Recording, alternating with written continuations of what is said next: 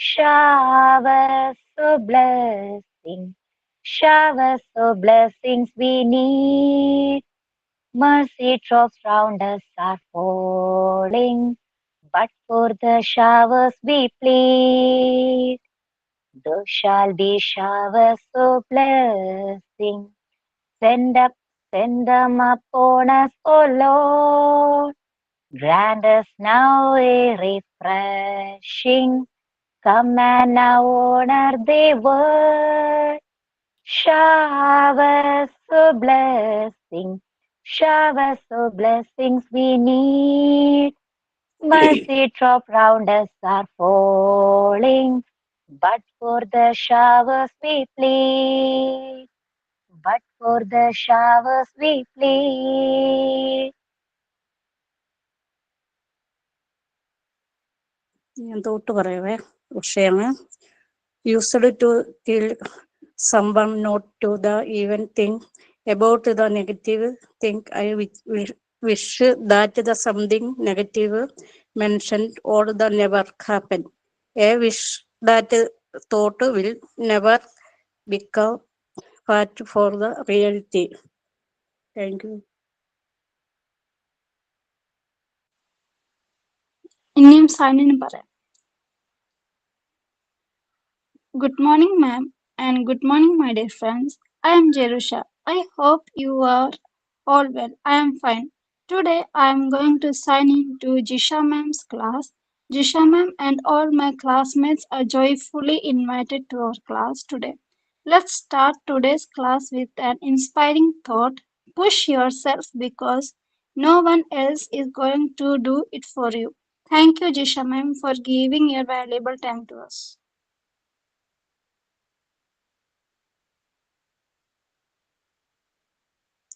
ഇതിനെ പഠിപ്പിച്ച page number ഒന്ന് പറയുമോ?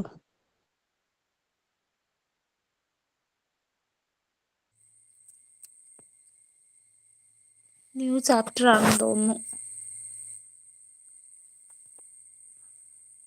മറ്റേതെല്ലാം കംപ്ലീറ്റ് ആയിരുന്നു. ഓക്കെ.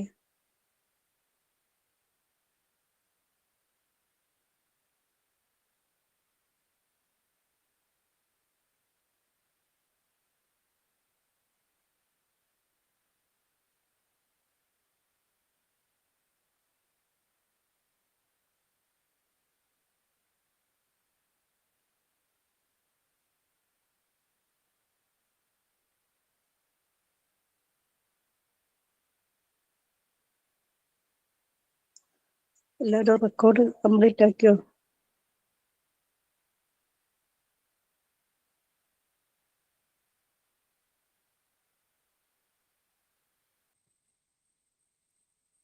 ഇല്ല, ചെയ്തുകൊണ്ടിരിക്കുന്നേ ഉള്ളൂ.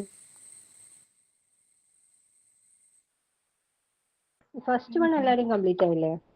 ഓ, ഞാന് ഫ്രീ കഴിയാറായി. പിന്നെ കുറച്ച് വരയ്ക്കാനും കൂടി ഉണ്ട്. എനിക്ക് തോന്നുന്നു ഫസ്റ്റ് സെക്കൻഡും ഒക്കെ എല്ലാരും കംപ്ലീറ്റ് ആക്കിയിരുന്നു, തേർഡും ഒക്കെ. ഇനി മറ്റുള്ള പസിൽ, ഞാനില്ല പസിലിന്റെ അതിന് ചെയ്യാനുള്ള. ഞാൻ നോർമൽ സ്റ്റോറി പകുതി വരെ ആയിട്ടുള്ളൂ.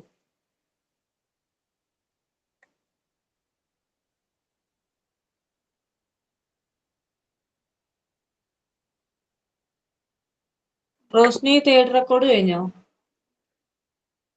ആ, തേർഡൊക്കെ കഴിഞ്ഞു. ഞാൻ ഇനി ഫോർത്ത് ഇതുവരെ സ്റ്റാർട്ട് ചെയ്തില്ല പസിലിന്റെ.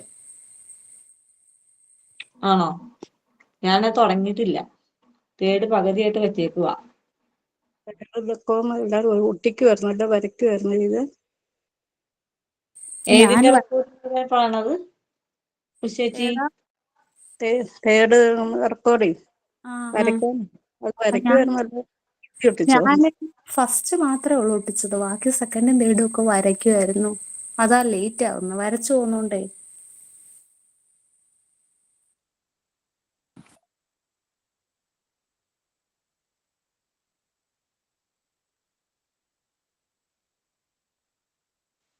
മാമ്പഴം വൈകുന്ന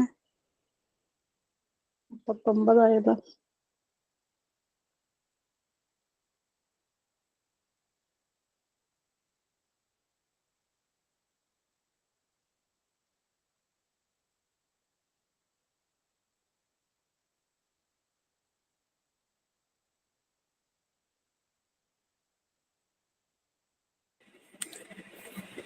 Good morning. Sorry for the inconvenience. Actually, what happened? My camera is not working in my laptop. I was checking it for a long time, but I don't know what happened. So please, sorry for that. So I just joined from my mobile. Okay. So joining from mobile means I have to cut all the Good incoming morning. calls. Yeah. Good morning. Thank you. Thank you so much. Thank you for Good your morning. patience. കാണുന്നില്ല.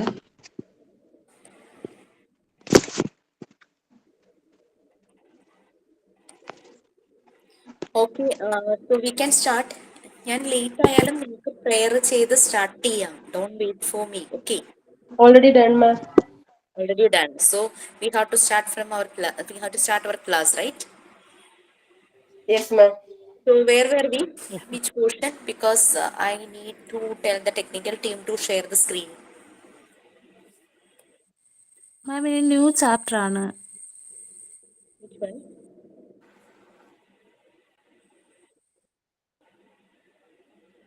Last ക്ലാസ്സിൽ ഏതാ കഴിഞ്ഞ? Mental health and hygiene ആണോ? Yes, Yes, ma'am. ma'am. അതാ PFI complete. PFA complete ചെയ്തോ? Yes, ma'am. Notes ഒക്കെ കുറച്ച് പറഞ്ഞു തന്നു നമുക്ക്. ഓക്കെ, ഞാൻ ഇനി അതിന്റെ PDF നിങ്ങൾക്ക് ഷെയർ ചെയ്താൽ മതിയോ? ഷെയർ ചെയ്യാന്ന് മാം പറഞ്ഞായിരുന്നു. Okay, fine. സോ യൂണിറ്റ് 7 ആരെങ്കിലും എടുത്തോ? Health care. യെസ് മാം എടുത്തു. Then what about unit 8, child welfare? First part health and ന്യൂട്രീഷനിലെ ഫുൾ 8 ചാപ്റ്ററും എടുത്തു. ഓക്കെ, അപ്പം ഇപ്പൊ ഞാൻ മെന്റൽ ഹെൽത്ത് ആൻഡ് ഹൈജീൻ കഴിഞ്ഞപ്പോൾ പാർട്ട് 1 കംപ്ലീറ്റ് ആയി, right? Yes ma'am. Yes, ma'am. Part 2 മറ്റു ടീച്ചേഴ്സ് ഏതാ എടുക്കുന്നതെന്നൊന്ന് പറയാമോ? ഫസ്റ്റ് ഇനി യൂണിറ്റ് ചൈൽഡ് ഇനി ആകെ 2 ഡെവലപ്മെന്റ്, ചാപ്റ്റേഴ്സ് മാത്രമേ ബാക്കിയുള്ളൂ മാം. എഡ്യൂക്കേഷണൽ സൈക്കോളജിയും ഇൻഡിവിജ്വൽ ഡിഫറൻസും. എഡ്യൂക്കേഷൻ സൈക്കോളജി, ഇൻഡിവിജ്വൽ ഡിഫറൻസും മാത്രമേ ഉള്ളൂ. സോ എഡ്യൂക്കേഷൻ സൈക്കോളജി ആണ് എടുക്കേണ്ടത് അല്ലേ? യൂണിറ്റ് 7 പാർട്ട് 2 യൂണിറ്റ് 7 ഞാനൊന്ന് മെസ്സേജ് കൊടുത്തേക്കട്ടെ.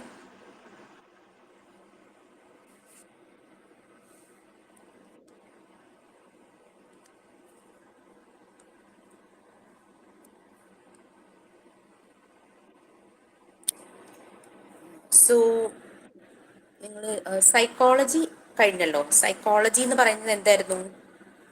കംപ്ലീറ്റ് ആയിട്ടില്ല മാം, സ്റ്റാർട്ട് ചെയ്തേ ഉള്ളൂ ആ chapter.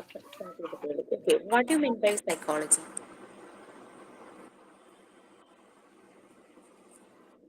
Psychology is the study of human behavior.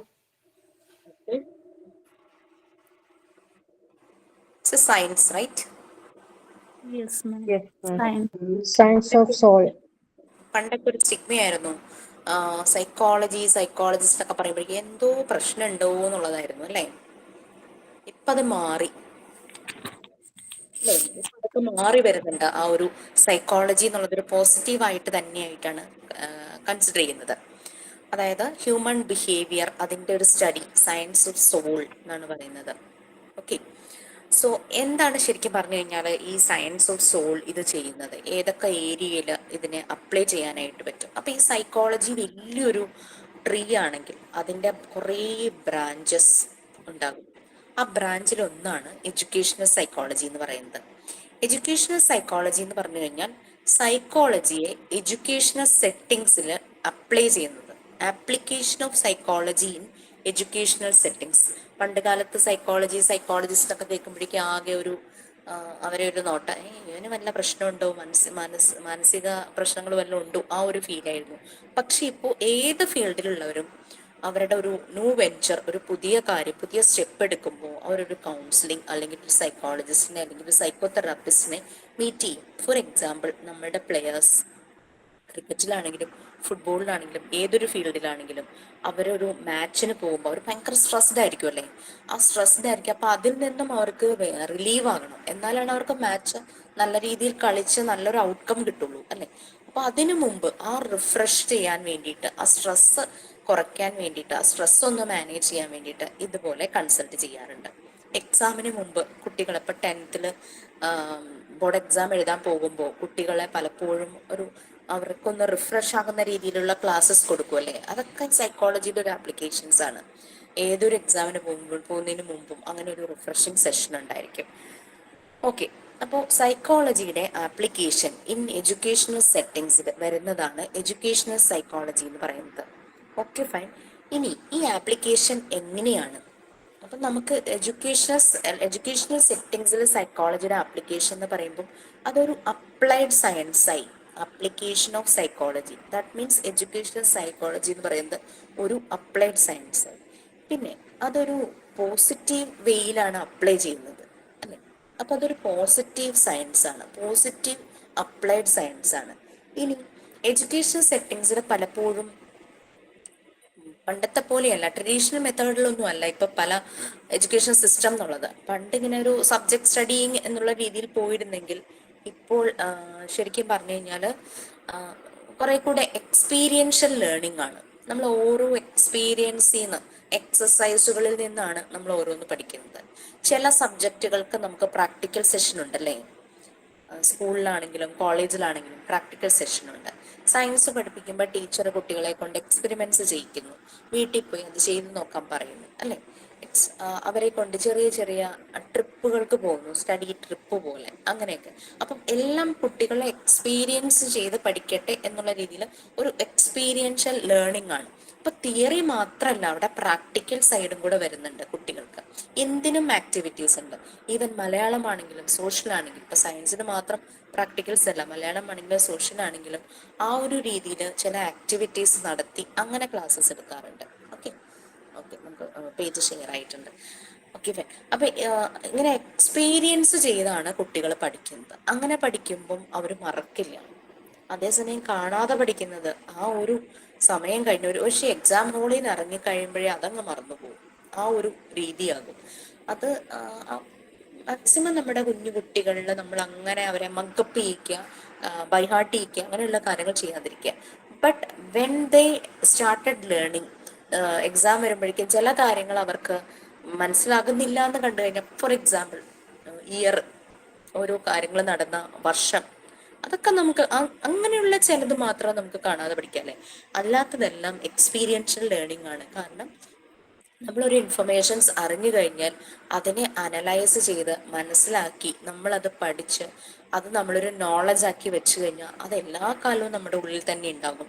മറ്റുള്ളവർക്ക് നമുക്കത് പകർന്നു കൊടുക്കാനും പറ്റും. കുട്ടികൾ കൊച്ചു പ്രായത്തിൽ വളരെ ക്യൂരിയസ് ആയിട്ട് ഈ പറയുന്ന പോലെ ഈ വൈ ക്വസ്റ്റ്യൻസ് ചോദിക്കില്ലേ, എന്താ അതങ്ങനെ, അതെങ്ങനെയാ, എന്താ അങ്ങനെ ആകാത്തത്, അതിങ്ങനെയായാൽ ശരിയാവില്ല. അവരുടെ വൈ, ഹൗ, വാട്ട്, വിച്ച് എന്നൊക്കെ പറഞ്ഞിട്ടുള്ള ക്വസ്റ്റ്യൻസ് കേൾക്കാറുണ്ടല്ലോ. അതെന്ന് പറഞ്ഞു കഴിഞ്ഞാൽ അവർ കിട്ടിയ അറിവിനെ അങ്ങനെ വിഴുങ്ങല്ല, അവരത് മനസ്സിലാക്കാൻ ശ്രമിക്കുന്നതാണ്, അനലൈസ് ചെയ്യാൻ ശ്രമിക്കുകയാണ്. നമ്മൾ വിചാരിക്കും ഇത് ഭയങ്കര തലവേദനയായല്ലോ എന്ന്. പക്ഷെ അതല്ല, നമ്മളത് ചില പാരൻസിനെ കണ്ടിട്ടില്ലേ, വളരെ ക്ഷമയോടുകൂടി അവർ ചോദിക്കുന്ന ഓരോ ചോദ്യങ്ങളും നല്ലപോലെ പറഞ്ഞു കൊടുക്കുന്നത്, നല്ലപോലെ മനസ്സിലാക്കി കൊടുക്കുന്നത്. സോ എക്സ്പീരിയൻഷ്യൽ ലേണിംഗ് ആണ് ഈ നടക്കേണ്ടത് എന്നുള്ളതാണ്. അപ്പം നമ്മളും അത് ശ്രദ്ധിക്കുക. എക്സ്പീരിയൻഷ്യൽ ലേണിംഗ് നമ്മൾ പഠിക്കുമ്പോഴും എക്സ്പീരിയൻഷ്യൽ ലേണിംഗ് തന്നെ ആയിരിക്കണം. ഇപ്പം വൈവ നടന്നുകൊണ്ടിരിക്കാൻ നിങ്ങൾക്കറിയാം, പല ബാച്ചുകൾക്കും വൈവയ്ക്ക് വരുമ്പോൾ നമുക്ക് മനസ്സിലാകും ആരാണ് എക്സ്പീരിയൻഷ്യൽ ലേണിങ്ങിലൂടെ കടന്നു പോയിട്ടുള്ളത് എന്നുള്ളത്. ഓക്കെ, ക്ലാസ് ഓൾമോസ്റ്റ് അറ്റൻഡ് ചെയ്ത് റെക്കോർഡ് വീഡിയോസ് ഒക്കെ കാണുന്നവരുടെ പലരുടെ ഉള്ളിലും അത് കയറിയിട്ടുണ്ട്, ഈ എക്സ്പീരിയൻഷ്യൽ ലേണിംഗ് എന്നുള്ളത്. അത് സ്വന്തം മക്കളിലും ടീച്ചറായി വർക്ക് ചെയ്യുന്നുണ്ടെങ്കിൽ അല്ലെങ്കിൽ പോകുന്നിടത്തും അത് തന്നെ ചെയ്യാനായിട്ട് അവർ മാക്സിമം എഫേർട്ട് എടുക്കാറുണ്ടെന്നും മനസ്സിലാവാറുണ്ട്. ഓക്കെ, സോ സൈക്കോളജിയുടെ ആപ്ലിക്കേഷൻ, എഡ്യൂക്കേഷൻ സെറ്റിങ്സിലുള്ള ആപ്ലിക്കേഷനാണ് എഡ്യൂക്കേഷൻ സൈക്കോളജി നമ്മൾ പറഞ്ഞു. പിന്നെ അതൊരു പോസിറ്റീവ് വേ ആണ്, അല്ലെ? എഡ്യൂക്കേഷൻ സെറ്റിങ്സ് പറയുമ്പോൾ അപ്പം അതൊരു പോസിറ്റീവ് സയൻസ് ആണ്, അപ്ലൈഡ് സയൻസ് ആണ്, പോസിറ്റീവ് സയൻസ് ആണ്. പിന്നെ നമ്മൾ പറഞ്ഞു അത് പ്രാക്ടിക്കലാണ് കൂടുതലും, എക്സ്പീരിയൻസസ് അതിൽ നിന്നാണ് എഡ്യൂക്കേഷൻ സെറ്റിങ്സ് നടക്കുന്നത്. സോ അവിടെയും പ്രാക്ടിക്കൽസ് ആണ് കൂടുതൽ. ദാറ്റ് മീൻസ് അത് കംപ്ലീറ്റ്ലി തിയറിയുമായിട്ട് കണക്റ്റഡ് അല്ല. എഴുതപ്പെട്ട കുറെ തിയറികൾ ഉണ്ടല്ലോ, തിയറി, പ്രിൻസിപ്പിൾ, റൂൾസ്, ആ രീതിയിലല്ല എഡ്യൂക്കേഷൻ സൈക്കോളജി പോകുന്നത്. ദാറ്റ് മീൻസ് അത് ഒരു നോർമേറ്റീവ് സയൻസ് അല്ല. നോർമേറ്റീവ് സയൻസ് എന്ന് പറഞ്ഞു കഴിഞ്ഞാൽ കുറെ എഴുതപ്പെട്ട കുറെ തിയറികൾ ഉണ്ടാകും, അതിനെ കണക്ട് ചെയ്ത് പോകുന്നതിനാണ് നോർമേറ്റീവ് സയൻസ് എന്ന് പറയുന്നത്. ഓക്കെ, സോ അപ്പോൾ നിങ്ങൾക്ക് ഓൾമോസ്റ്റ് മനസ്സിലായെന്ന് വിചാരിക്കണു. എഡ്യൂക്കേഷൻ സൈക്കോളജി എന്ന് പറയുന്നത് ഒരു അപ്ലൈഡ് സയൻസ് ആണ്, അതൊരു പോസിറ്റീവ് സയൻസ് ആണ്. അതൊരു നോർമേറ്റീവ് സയൻസ് അല്ല. പിന്നെ നമുക്കറിയാം ഓരോ വർഷം കഴിയും തോറും പാഠ്യപദ്ധതികളിൽ എഡ്യൂക്കേഷണൽ സെറ്റിങ്സിൽ പല പല വ്യത്യാസങ്ങൾ വരുന്നു അല്ലെ, അപ്ഡേറ്റ് ചെയ്യപ്പെടുന്നു. പഠിപ്പിക്കുന്ന രീതി, പരീക്ഷാ രീതി, സിലബസ് അപ്ഗ്രേഡ് ആകുന്നു അല്ലെ. സോ ദാറ്റ് മീൻസ് അതിങ്ങനെ വളർന്നുകൊണ്ടിരിക്കുക ഓരോ വർഷം കഴിയും തോറും. സോ അതിനൊപ്പം അപ്ലൈ ചെയ്യുന്ന സൈക്കോളജിയും വളരണം അല്ലെ, പഴയത് തന്നെ ഫോളോ ചെയ്യാൻ പറ്റില്ല, അതും വളരണം. So that means educational psychology എന്ന് പറയുന്നത് ഒരു ഗ്രോയിങ് സയൻസ് ആണ്. എത്ര പോയിന്റ്സ് കിട്ടി? Yes please. 4 പോയിന്റ്സ്. ഏതൊക്കെയാ ഒന്ന് പറഞ്ഞു. Applied Applied science, science, positive positive science. science, ഇപ്പം മാം പറഞ്ഞ എന്തായിരുന്നു? growth science. Growing science. മൂന്നാമത് പറഞ്ഞ സയൻസ് ഏതാ ma'am? Not a normative science. Normative science അല്ല. നോർമേറ്റീവ് സയൻസ് പറഞ്ഞു കഴിഞ്ഞാൽ only Normative. Related with theories മാത്രമേ ഉള്ളൂ നോർമേറ്റീവ് സയൻസ് എന്ന് പറയുന്നത്. നമുക്ക് തിയറി അല്ല, നമുക്കിവിടെ പ്രാക്ടിക്കൽസും വരുന്നുണ്ട്, എക്സ്പീരിയൻസസ് വരുന്നുണ്ട്, എക്സസൈസസ് വരുന്നുണ്ട്. മോണ്ടിസോറി മെത്തേഡും അത് തന്നെയാണ്. Mainly concentrating on experiences and exercises. കുട്ടികൾ പഠിക്കുന്നത് ത്രൂ എക്സ്പീരിയൻസസ് ആൻഡ് എക്സസൈസസ്. ഓരോ ആക്ടിവിറ്റി ചെയ്ത് എക്സ്പീരിയൻസ് ചെയ്തിട്ടാണ് കുട്ടികൾ പഠിക്കുന്നത്. So educational psychology is not a normative science, it's an applied science, it is a positive science, it is a growing science. Okay, ഇനി നമുക്ക് നമ്മുടെ സെഷനിലേക്ക് പോകാം. സോ എഡ്യൂക്കേഷണൽ സൈക്കോളജി എന്ന് പറഞ്ഞ് നിങ്ങൾക്ക് ഡെഫിനിഷൻ ഓഫ് എഡ്യൂക്കേഷണൽ സൈക്കോളജി കാണാം. അതിൻ്റെ താഴെ 2 ബുള്ളറ്റ് പോയിന്റ്സ് കണ്ടോ? അതുവരെ ഒന്ന് ആരെങ്കിലും ഒന്ന് റീഡ് ചെയ്യാമോ?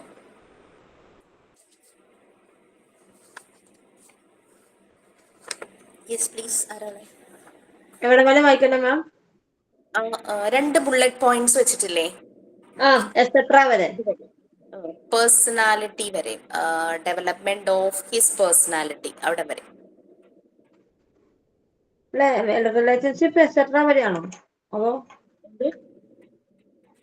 ചെറിയ അക്ഷരമായതുകൊണ്ട് നിങ്ങൾക്ക് ഫസ്റ്റ് പാരഗ്രാഫ് ഉണ്ടല്ലേ, introduction, definition of educational psychology, അത് കഴിഞ്ഞ താഴെ 2 ബുള്ളറ്റ് പോയിന്റ്സ് കണ്ടോ? കണ്ടു. ആ ബുള്ളറ്റ് പോയിന്റ്സ് ഉൾപ്പെടെ ഓഫ് ഹിസ് പേഴ്സണാലിറ്റി വരെ, ഡെവലപ്മെന്റ് ഓഫ് ഹിസ് പേഴ്സണാലിറ്റി, അവിടെ വരെ വായിക്കണം. ഓക്കെ മാം, ഞാൻ വായിച്ചോട്ടെ അന്ന്. വായിക്കൂ. Yes ma'am. Definition of education physiology. Education physiology is the application of the physiological findings in the field of the education. It is the systematic study of the development of the individual within educational setting. According to Carlos is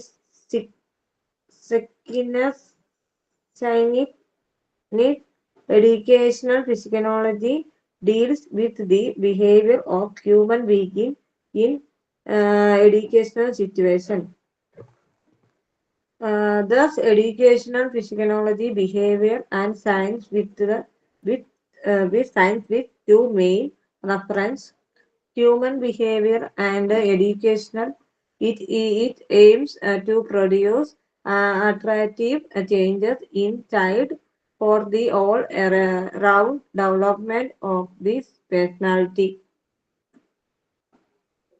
okay, so നമുക്ക് നമ്മളിപ്പോൾ പറഞ്ഞ കാര്യങ്ങൾ മനസ്സിൽ വെച്ചിട്ട് ആ ഒരു paragraph വായിച്ചാൽ നമുക്ക് ഓൾമോസ്റ്റ് കാര്യങ്ങൾ മനസ്സിലായില്ലേ? It's psychology that is entirely related with soul, mind, behaviour. Okay, education ഫീൽഡ്സിൽ അതിൻ്റെ സൈക്കോളജിക്കൽ ഫൈൻഡിങ്സ്, അതിൻ്റെ ആപ്ലിക്കേഷനാണ് എഡ്യൂക്കേഷണൽ സൈക്കോളജി എന്ന് പറയുന്നത്. ഇതൊരു സിസ്റ്റമാറ്റിക് സ്റ്റഡിയാണ്. എഡ്യൂക്കേഷൻ എന്ന് പറയുമ്പോൾ അവിടെ വരുന്ന ഫിസിക്കലായിട്ട് വരുന്ന വ്യക്തികൾ ആരൊക്കെയാണ്? ക്ലാസ് റൂം എന്ന് വിചാരിച്ചോ, ക്ലാസ് റൂമിൽ ആരൊക്കെ വരും? Students and teacher. Students and teachers, 2 പേരും വളരെ ഇമ്പോർട്ടൻ്റ് ആണല്ലേ. അപ്പോൾ ഒരു എഡ്യൂക്കേഷൻ സെറ്റിങ്സിലെ ഇമ്പോർട്ടൻ്റ് ആയിട്ടുള്ള 2 റോൾസ് ചെയ്യുന്നവരാണ് സ്റ്റുഡൻസ് ആൻഡ് ടീച്ചേഴ്സ്. സ്റ്റുഡൻസ് എന്താ ചെയ്യുന്നത്? They are listening.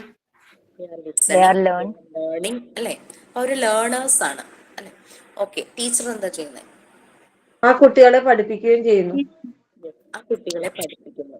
സോ ഈ രണ്ട് പേരും വളരെ ഇമ്പോർട്ടൻ്റ് ആയിട്ടുള്ള കീ ഫാക്ടേഴ്സ് ആണ് എഡ്യൂക്കേഷണൽ സെറ്റിങ്സിലെ. ഓക്കെ, അപ്പോ എന്താണ് അവിടെ സംഭവിക്കുന്നത്? ആരുടെ ഡെവലപ്മെന്റ് നടക്കുന്നത്? കുട്ടികളുടെ ഡെവലപ്മെന്റ്. കുട്ടികളുടെ development at the same time ടീച്ചറും ഡെവലപ്പ് Teachers also. ചെയ്തുകൊണ്ടിരിക്കുകയാണ് അല്ലെ? രണ്ടു അതെ മാം. പേരുമാണ് അതിന്റെ ഫ്രൂട്ട്സ് എൻജോയ് ചെയ്യുന്നത് ഒരു എഡ്യൂക്കേഷൻ സെറ്റിങ്സിൽ. അവിടെ നടക്കുന്ന പ്രോസസ്സ്, ആ ഒരു ലേണിംഗ് പ്രോസസ്സിലൂടെ ഇവർ രണ്ടുപേരും കടന്നു പോകുന്നു. രണ്ടുപേരും പല കാര്യങ്ങളും എക്സ്പീരിയൻസ് ചെയ്യുന്നു. അപ്പൊ ഇതിന്റെ ഫ്രൂട്ട്സ്, ആ ഒരു റിസൾട്ട് എൻജോയ് ചെയ്യുന്ന രണ്ടു പേരാണ് ഇവർ രണ്ടുപേരും, ടീച്ചറും സ്റ്റുഡൻസും അല്ലെ?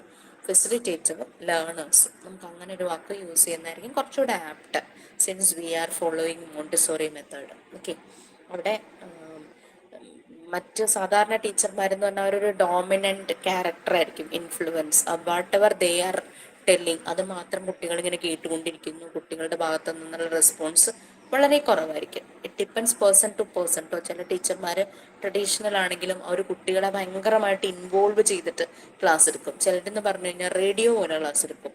അവർ മാത്രം പറയും, കുട്ടികളൊക്കെ മിണ്ടാതിരിക്കും. ഓക്കെ, സോ നമുക്കിവിടെ അങ്ങനെ ഒരു പ്രോസസ്സ് അല്ല ശരിക്കും വേണ്ടത്. എക്സ്പീരിയൻഷ്യൽ ലേണിംഗ്, ആ എക്സ്പീരിയൻസസ് രണ്ട് പേരും എക്സ്പീരിയൻസ് ചെയ്യണം, ടീച്ചറാണെങ്കിലും കുട്ടികളാണെങ്കിലും. അപ്പോൾ ഒരു ഇൻഡിവിജ്വലിന്റെ ഡെവലപ്മെന്റിന്റെ സിസ്റ്റമാറ്റിക് സ്റ്റഡിയാണ് എഡ്യൂക്കേഷണൽ സൈക്കോളജി എന്ന് പറയുന്നത്. നമ്മൾ ഓൾറെഡി സൈക്കോളജിയിൽ പറഞ്ഞു, study of human behaviour. It's a science, study of souls, study of human behaviour.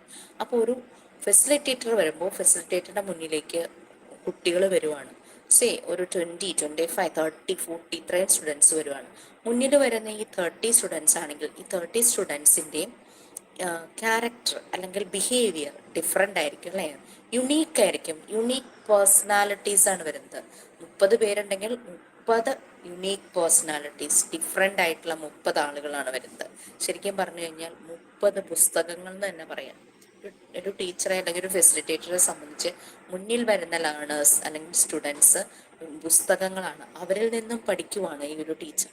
Okay, so അങ്ങനെ ഈ വരുന്ന ഇൻഡിവിജ്വൽസിന്റെ ഡെവലപ്മെന്റ് തന്നെയാണ് അറ്റ് ദ സെയിം ടൈം ആ ഒരു ഫെസിലിറ്റേറ്ററും ഡെവലപ്പ് ചെയ്യുന്നു. ചാൾസ് ഇ സ്കിന്നെ, അദ്ദേഹം ഒരു എഡ്യൂക്കേറ്റർ ആണ്. അദ്ദേഹം പറഞ്ഞു എഡ്യൂക്കേഷണൽ സൈക്കോളജി എന്ന് പറയുന്നത് ഹ്യൂമൻ ബീയിങ്സിന്റെ ബിഹേവിയറുമായിട്ട് ഡീൽ ചെയ്യുന്ന ഒരു സയൻസ് ആണ്. ആ ഹ്യൂമൻ ബീയിങ്സ് വരുന്നത് എവിടെയാണ്? Educational settings. എഡ്യൂക്കേഷണൽ സെറ്റിങ്സിൽ വരുന്ന ഹ്യൂമൻ ബീയിങ്സിന്റെ ബിഹേവിയർ ഡീൽ ചെയ്യുന്ന സൈക്കോളജിയാണ് എഡ്യൂക്കേഷണൽ സൈക്കോളജി. അപ്പോൾ നമുക്ക് പറയാം എഡ്യൂക്കേഷണൽ സൈക്കോളജി എന്ന് പറയുന്നത് ഒരു ബിഹേവിയറൽ സയൻസ് ആണ്. രണ്ട് മെയിൻ റെഫറൻസുകൾ അതിലുണ്ട്.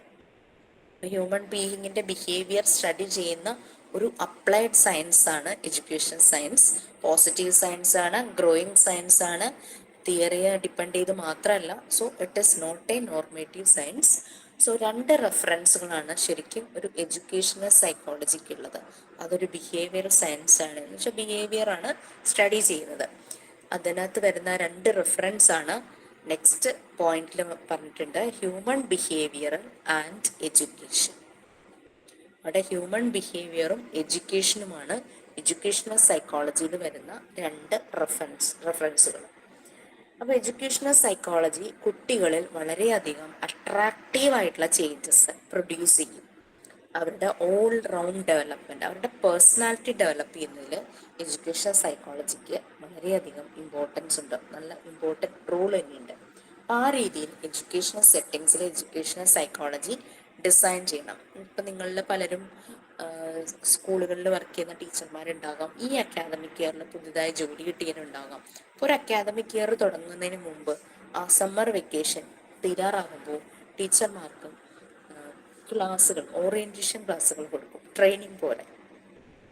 ആ ഒരു ട്രെയിനിങ് നെക്സ്റ്റ് അക്കാദമിക് ഇയറിൽ കുട്ടികളെ എങ്ങനെ ഡീൽ ചെയ്യണം, ആ ട്രെയിനിങ് എഡ്യൂക്കേഷണൽ സൈക്കോളജിയുടെ ഒരു ആപ്ലിക്കേഷൻ തന്നെയാണ്. ഓക്കെ, അപ്പോൾ ഓൾമോസ്റ്റ് കാര്യം മനസ്സിലായില്ലേ? ഇനി എഡ്യൂക്കേഷൻ സൈക്കോളജി നമുക്ക് കുറച്ചുകൂടി ഡീറ്റെയിൽ ആയിട്ട് നോക്കാം. എന്താണ് ചെയ്യുന്നത്, ഏതൊക്കെ ഏരിയയിലാണ് ഒരു കുട്ടിക്ക് ഡെവലപ്മെന്റ് ഉണ്ടാകുന്നത്. ഒരു കുഞ്ഞിൻ്റെ ഡെവലപ്മെന്റ് സ്റ്റേജസ് നമ്മൾ കുറച്ചൊക്കെ മനസ്സിലാക്കിയിട്ടുണ്ടാവും അല്ലേ? നിങ്ങളിപ്പോൾ സൈക്കോളജിയിൽ എടുക്കുന്നതിന് മുമ്പ് കുട്ടിക്ക് ശാരീരികമായി ഉണ്ടാകുന്ന ഡെവലപ്മെന്റ്, മാനസികമായിട്ടുള്ളത്, ബുദ്ധിപരമായി വരുന്നത്, കുട്ടിയുടെ ക്യൂരിയോസിറ്റി, ഇമാജിനേഷൻ, ക്രിയേറ്റിവിറ്റി, ഇതെല്ലാം ഡെവലപ്പ് ചെയ്യുന്നത് നിങ്ങൾ പഠിച്ചു. പിന്നെ ഫിസിക്സിനുണ്ടാകുന്ന ഒരു ഡെവലപ്മെന്റ് പഠിച്ചു, ലാംഗ്വേജിൽ ഉണ്ടാകുന്ന ഡെവലപ്മെന്റ് പഠിച്ചു. ഓരോരോ പ്രായത്തിലും ഉണ്ടാകുന്ന ആ ഒരു ഡെവലപ്മെന്റ് സ്റ്റേജസിലൂടെ നമ്മൾ കടന്നുപോയി.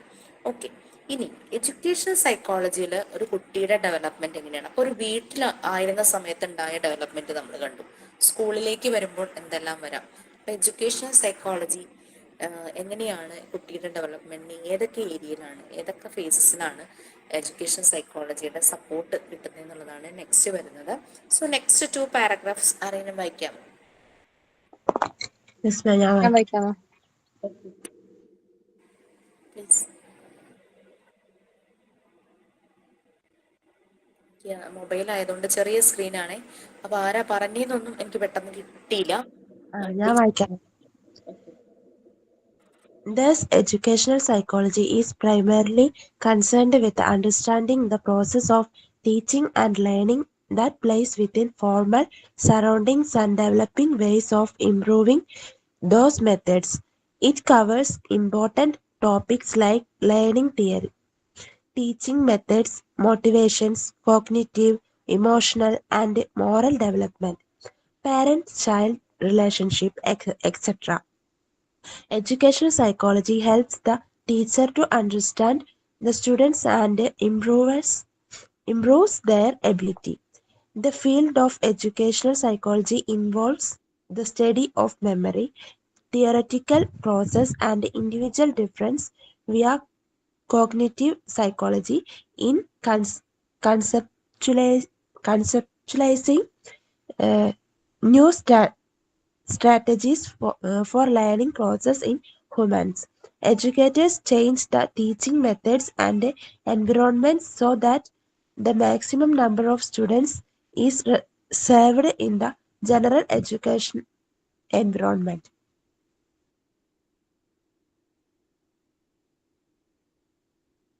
മാം മ്യൂട്ടാണ്.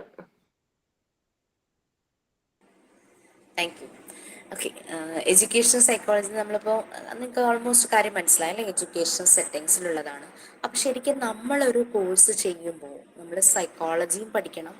അത് സൈക്കോളജിയുടെ ആപ്ലിക്കേഷൻ എഡ്യൂക്കേഷൻ സെറ്റിങ്സിൽ വരുന്നതും നമ്മൾ അറിയണം അല്ലേ? എന്നാൽ മാത്രമാണ് നമുക്ക് കാര്യം മനസ്സിലാവും.